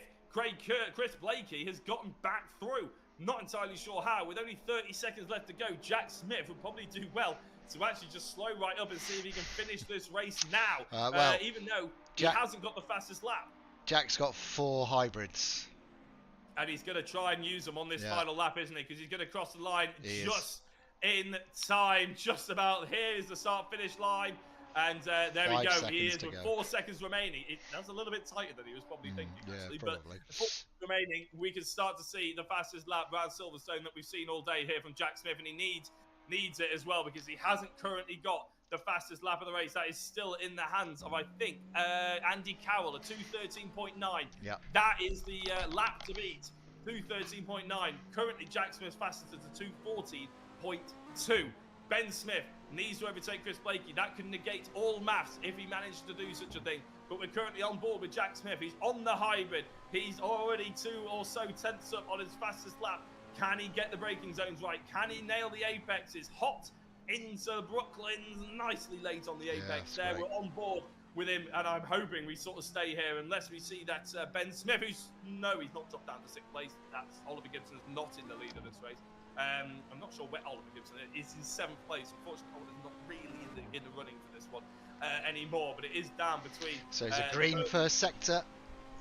It is a green first sector, and he's up heavily as well. 35.8. That is a astonishingly fast first sector. Yes. Given that qualifying, it was about 0.4 of a second off that. I know they weren't using the hybrid, but as they go into Baggett to Beckett, this could be Jack Smith's make or break time. He saw here in qualifying, he was the best through here. Purple sector nearly every single lap. I wouldn't put it past him to put in another purple sector here. Stay on the track. He's ruined his tyres. It's a little bit wide. That was dangerously close. He's used his hybrid yet again. Purple middle. And he's going to go purple middle by a heavy, heavy margin as well. The fastest lap is coming the way of Jack Smith as long as he holds it together for the final couple of corners. Where is Ben Smith? Is he actually up to 3rd place? Ben Smith is up to 3rd place. A champion-elect, if he is actually there. Jack Smith, as he goes through, he is. Ben Smith is in 3rd. That's a champion-elect right there. And then Jack Smith does all he can. It's going to be an astonishingly quick time that we see from Jack Smith to absolutely smash the lap record that we've seen here this evening. Going through the final corner, he's going to take the race victory in race number 2 here at Silverstone in the finale for the BMW Cup. But I don't think it's going to be a championship as Josh Martin comes home in 2nd place. It's going to be Ben Smith to take the provisional champion, and a fantastic race getting past Chris Blakey and Craig Curtis on what would be, I'm guessing, the final lap of this race. Jack Smith will finish with the fastest lap. A 2 minute 12.7 is simply staggering, but it's not quick enough to take this championship. Ben Smith, a round of applause for him. What a championship it has been, all the way down to the final lap of this race. Big shout out to Oliver Gibson. Not necessarily in the running quite at the end, but he went into this evening with a great opportunity. It didn't quite go his way. We're going to talk to the top 3, which includes your 1st and 2nd in the championship after this short break.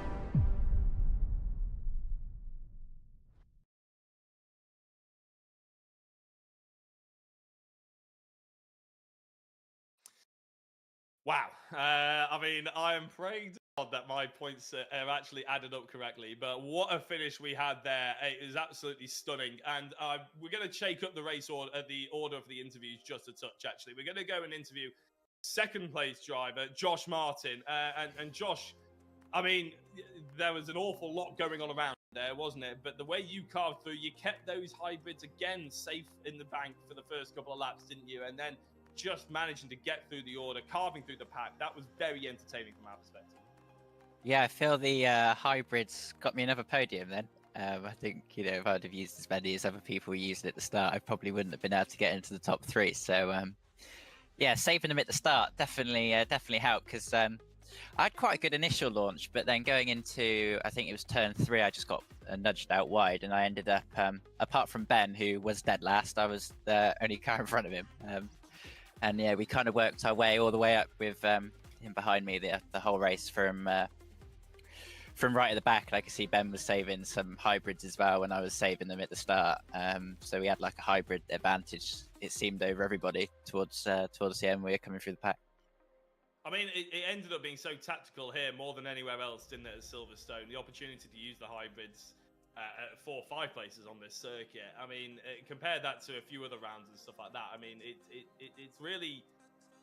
It's interesting from our perspective. How fun is it from your perspective to have that in the locker? Or do you think it actually reduces the sort of quality of racing and the less door-to-door, having that to think about? I think it actually reduces the door-to-door racing, to be completely honest, because you just get a lot of, blasting past on the straights. But I quite enjoy the actual, the tactical side of it, and like in race 1, doing the maths of how many laps I've got left when I can start using 2 hybrids a lap. Very, very hard maths. That is 2 times however many laps you got left.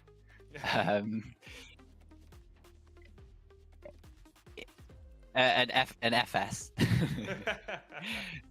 But yeah, no, I quite enjoy the aspect of it actually, and having to think, it's a completely different way of racing. I don't think the racing's as good with it, but it's from a driver's point of view, it's a completely different way of thinking. Well, it's certainly fascinating from anybody who really is invested in motorsport. I think it's, I'm glad you enjoy it, Josh, because we all do as well. A massive congratulations on 2nd place. I love the fact that you're at the sharp end again. I said it in commentary. It's great because you just offer us entertainment wherever you go, and it's always nice to see you at the front as well. So big shout out to you. But is there anybody you'd like to give a shout out to?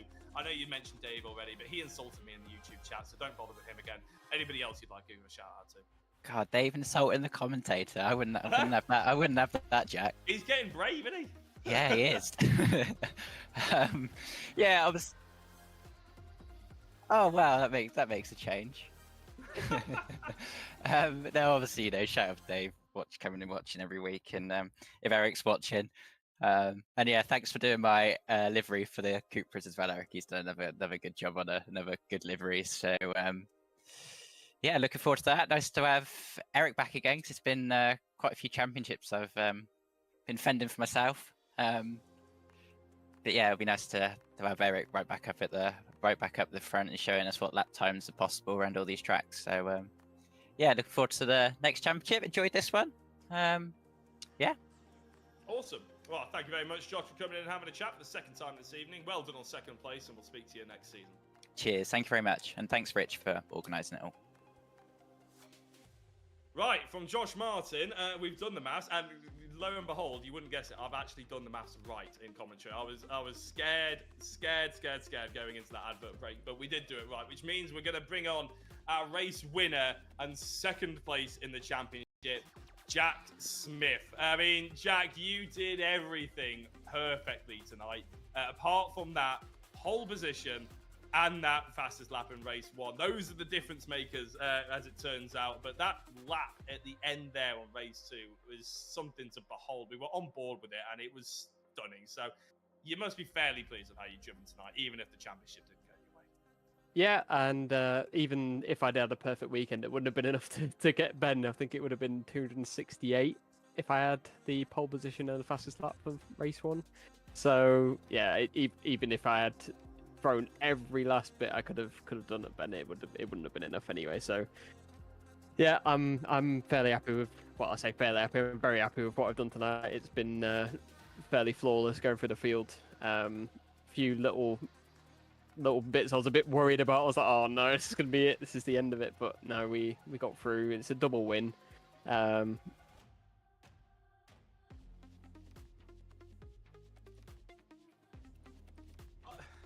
Oh, really? I wasn't going to bring it up, Rich. I thought it was only 1 point for pole. It was 3 for fastest lap. Oh, okay, never mind. Yeah, no. Even still, I think Ben would have won it on countback anyway, wouldn't he? 'Cause he's had better weekends. Yeah. Okay, fair. But yeah, I'm trying to make myself feel better here, but no, I'm kidding. I wasn't going to bring it No, up. no. I was going to wait for Ben's interview to bring that up, but whatever. We'll move on. No, I'm still happy with how we done, and Ollie been so. I mean, Ollie's top 3 as well, so he's coming away from championship top 3, and I think he's done a mega job this season. He's had me sweating a bit this season as well. He's been racing me in most rounds. He's even been faster, and I've had to learn from him to get the pace. So yeah, Ollie's done mega. I think as a team we've just been unreal this season. So yeah, it's been a really fun championship, and it's in BMWs as well, so it'll be like that. Yeah, it has been fantastic, to be honest. All the way down to the final lap of the championship is exactly what we were hoping for. And I mean, and it keeps that heart rate up. I mean, Jack, you even came into the commentary booth, didn't you, at the end there, saying who won? You didn't know, sort of thing. So I didn't. I had no idea. It was close. I knew it'd be close. But yeah, it's one of those things. It's a championship at the end of the day, and Ben did the better results over the whole championship. So I think he's done mega. He's been really putting me on my heels, and yeah, he's been a pleasure to race against. Actually, he's been one of the best people to race against in this championship, I think, so far that I've actually raced against. He's been super clean, and he's got unreal pace. So I don't know what else you want really. So yeah, congrats to Ben, and hopefully we'll have some more intense racing in the Coopers. Absolutely, yeah. I can't wait. Honestly, I can't wait for that one. Oliver Gibson, you mentioned actually that he did so well, and he was like really in amongst it going into this evening as well. But I mean, he's ended up in 3rd, which isn't bad. I mean, I won't mention the points, but tonight it just didn't seem to go his way. But that's how motorsport goes, isn't it? He can still take a lot of part for this championship. Yeah, exactly. And I think this is probably his first proper actual real pushing for it championship, and he's had to really push for it. So yeah, it's a first for Ollie, and I'm sure I say when we're going to be on pace and Cupras, we hopefully will be in this position again. Hopefully me and Ollie can push on there as well. So yeah, it's been a mega championship. So thank you to Rich as well, and to you, Jack, and all the commentators for running it, because it's mega, and I love looking back on the races and stuff like that. So yeah, and also shout out to my girlfriend. I keep forgetting in race 1 to shout out my girlfriend. She's gonna kill me. But yeah, shout out to my girlfriend as well. She's watching. So yeah, thank you to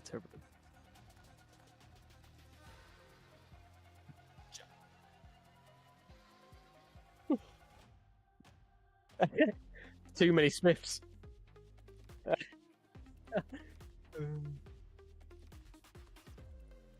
cheers, mate. Thank you very much. Right, and with that, Jack, we're going to have to ask you for one last time in the championship. Probably not the last time in VRRC, let's face it. But is there anybody you'd like to give a shout out to now you've remembered your girlfriend? Anybody else out there? Oh gosh, just anyone who's watching, really. All the people who've been watching every single race, I think is a fair shout out, because there's so many. I look back on the streams, there's so many people watching. Like Dave, who insulted you, he's been watching every single race. So shout out Big Dave in the comments.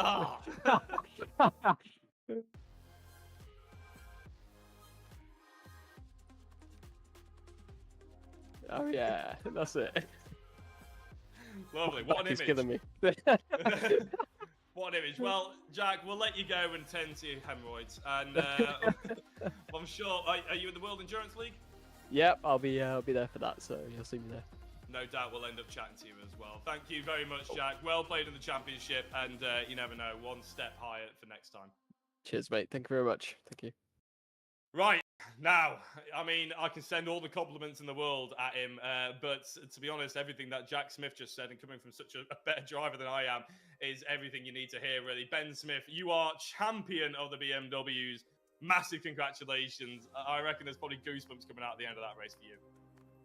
Oh yeah, that was proper stressful. The math was certainly not mathing during that one. I had absolutely no clue who was winning. I was just trying to do everything possible. I mean, Jack, he did absolutely everything he could do, and fair play to him, because he was off the charts on the pace today. But I think, like Rich said, that qualifying and the race 1 fastest lap properly came in clutch there at the end. It was pretty fantastic, and to be honest, I said it in qualifying, with that one extra point could be all the difference, and it genuinely was at one point you were sat in 5th place and Jack was about to start his flying lap right at the end there, and I sort of called it. I was like, it's gonna be a tie, and we had no idea which way to call it because we didn't know what the countback was gonna be. You said the maths wasn't math in there. Trust me, I have had an aneurysm with the maths in that final one. But in the end, it does come out with a 4-point advantage, which is the amount of points gained from the fastest lap and the pole position. You said in the qualifying you didn't think you had the pace, but to come out with those two statistics is a sign of a champion, really. And you must feel like you've really arrived here at VRRC now. I mean, you're going to have a target on your back. Yeah, after the Porsche one, I was thinking I did quite well in that, and I was thinking, how am I actually going to get on in the proper one? And after Zolder, I was thinking, bloody hell, I've won every race, I'm chilling here. And then it didn't quite go too well in the middle of the champ, and Jack and Ollie started to pull them back. But then I pulled my finger out, and the last few have been a bit better. And yeah, I'm proper chuffed. I'll tell you that. I'm absolutely knackered. I was going to say, because I mean, round one couldn't have gone better. I mean, the round two though, it fell off a cliff, didn't it? Somewhat. You only came home with 14 points, and that actually I didn't mention it in the commentary, but put you in a bit of a precarious position in terms of championship going into the day, because your drop round was 14 points. Oliver's drop round was 28. So if you had a bit of a mare, you didn't have anything to fall back on, is my point. And did that come into your head at all this evening? To be honest, I was just basing it off what I already had. I knew that Ollie, neither of us were probably going to do worse than our dropped round, so I was just trying to do as best as I could. And I feel bad for him in a way, because his race didn't look like it quite went to plan there at the end. So because he's been fantastic all season, like Jack, so it's a bit of a shame to see him fall back at the final hurdle. But yeah, I just did absolutely everything possible, and somehow brought it home. Well, yeah, actually, Oliver ended up with his joint worst round this evening, which is obviously not ideal for him, but he has done particularly well. He pushed you all the way. You said that you didn't really know what to expect coming out the Porsches and everything like that. You certainly know now, don't you? Because you've had them chasing on your heels, and what's it been like to race with drivers of that echelon? I mean, like Jack said, it's been an absolute pleasure, to be honest. I don't think we've had a single piece of contact throughout all of the races. Yeah, I don't think we have. Yeah. It's been absolutely perfect. I couldn't ask for anything more. It has been absolute pleasure watching you, Ben, and crowning you as champion as well. Provisionally, obviously, I know, but you said you just didn't have any contact. I can't imagine it's going to get taken away anytime on Monday. So is there anybody you'd like to give a shout out to? All the adoring fans and everybody like sponsors and anything like that before we let you go and bask in your glory? Well, I mean, everyone watching, of course, and Rich, who does an absolute great job running all these things, and of course Mr. Jonathan Ogden, who I think is watching in the Philippines or Bangkok right now. So well played to him. He's always watching and supporting. So big thanks to him as well. Well, that's great, Ben. A massive congratulations, but go and enjoy it. Are we going to be seeing you for the World Endurance League? I believe so. So that'd be nice. Bit of a break from this, a bit less pressure, hopefully. I was going to say, a bit of an opportunity to actually enjoy your racing again, I imagine, Ben, but looking forward to seeing how you get on the Cupras as well. Different beast, but I'm sure you can tame it. Yeah, I'll see how front wheel drive goes. It has never been my preference, but I'm looking forward to hopefully try and tame it, because I pussied out of the minis a little bit, so I'm going to actually stick with this one. Yeah, well, we're looking forward to that one then, Ben. Congratulations, we'll speak to you in a couple of weeks. See you in a bit. Cheers. Well, that is all we have time for. We're going into the World Endurance League, and well, from a personal perspective as well, actually, I'd like to give a bit of a thank you to all the drivers, everybody watching, and to Rich Hayden as well. This is actually my last commentary as the permanent commentator for VRRC in Major Championships. I will be here for Sao Paulo and Kota.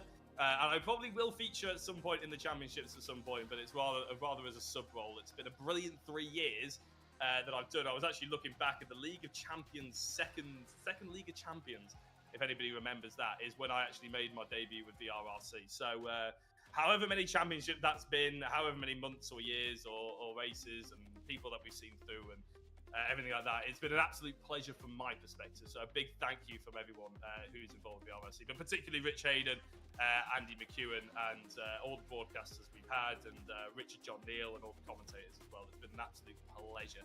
I will give you an opportunity to say goodbye to the championship in a minute, Rich, but we obviously have the World Endurance League to look forward to, which obviously has been on your screen. You know all about it. It's next week. It's Sao Paulo. And it's going to be sensational as well. Rich, is there anything you'd like to say, given that it's the end of the championship?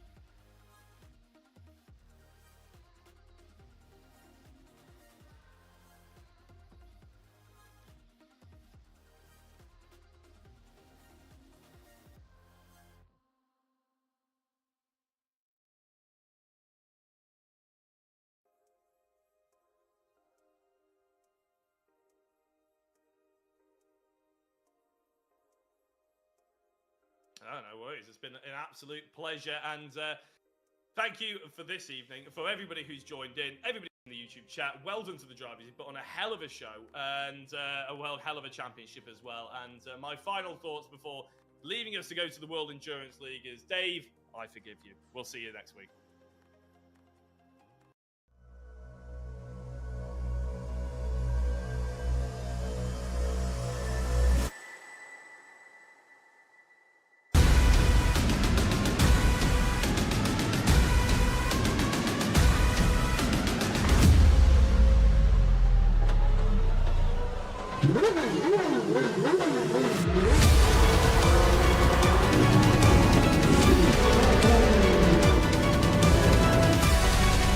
Between the two of them. The inside of coats, Parker gets too heavily involved. and that's Whitehead and Coates.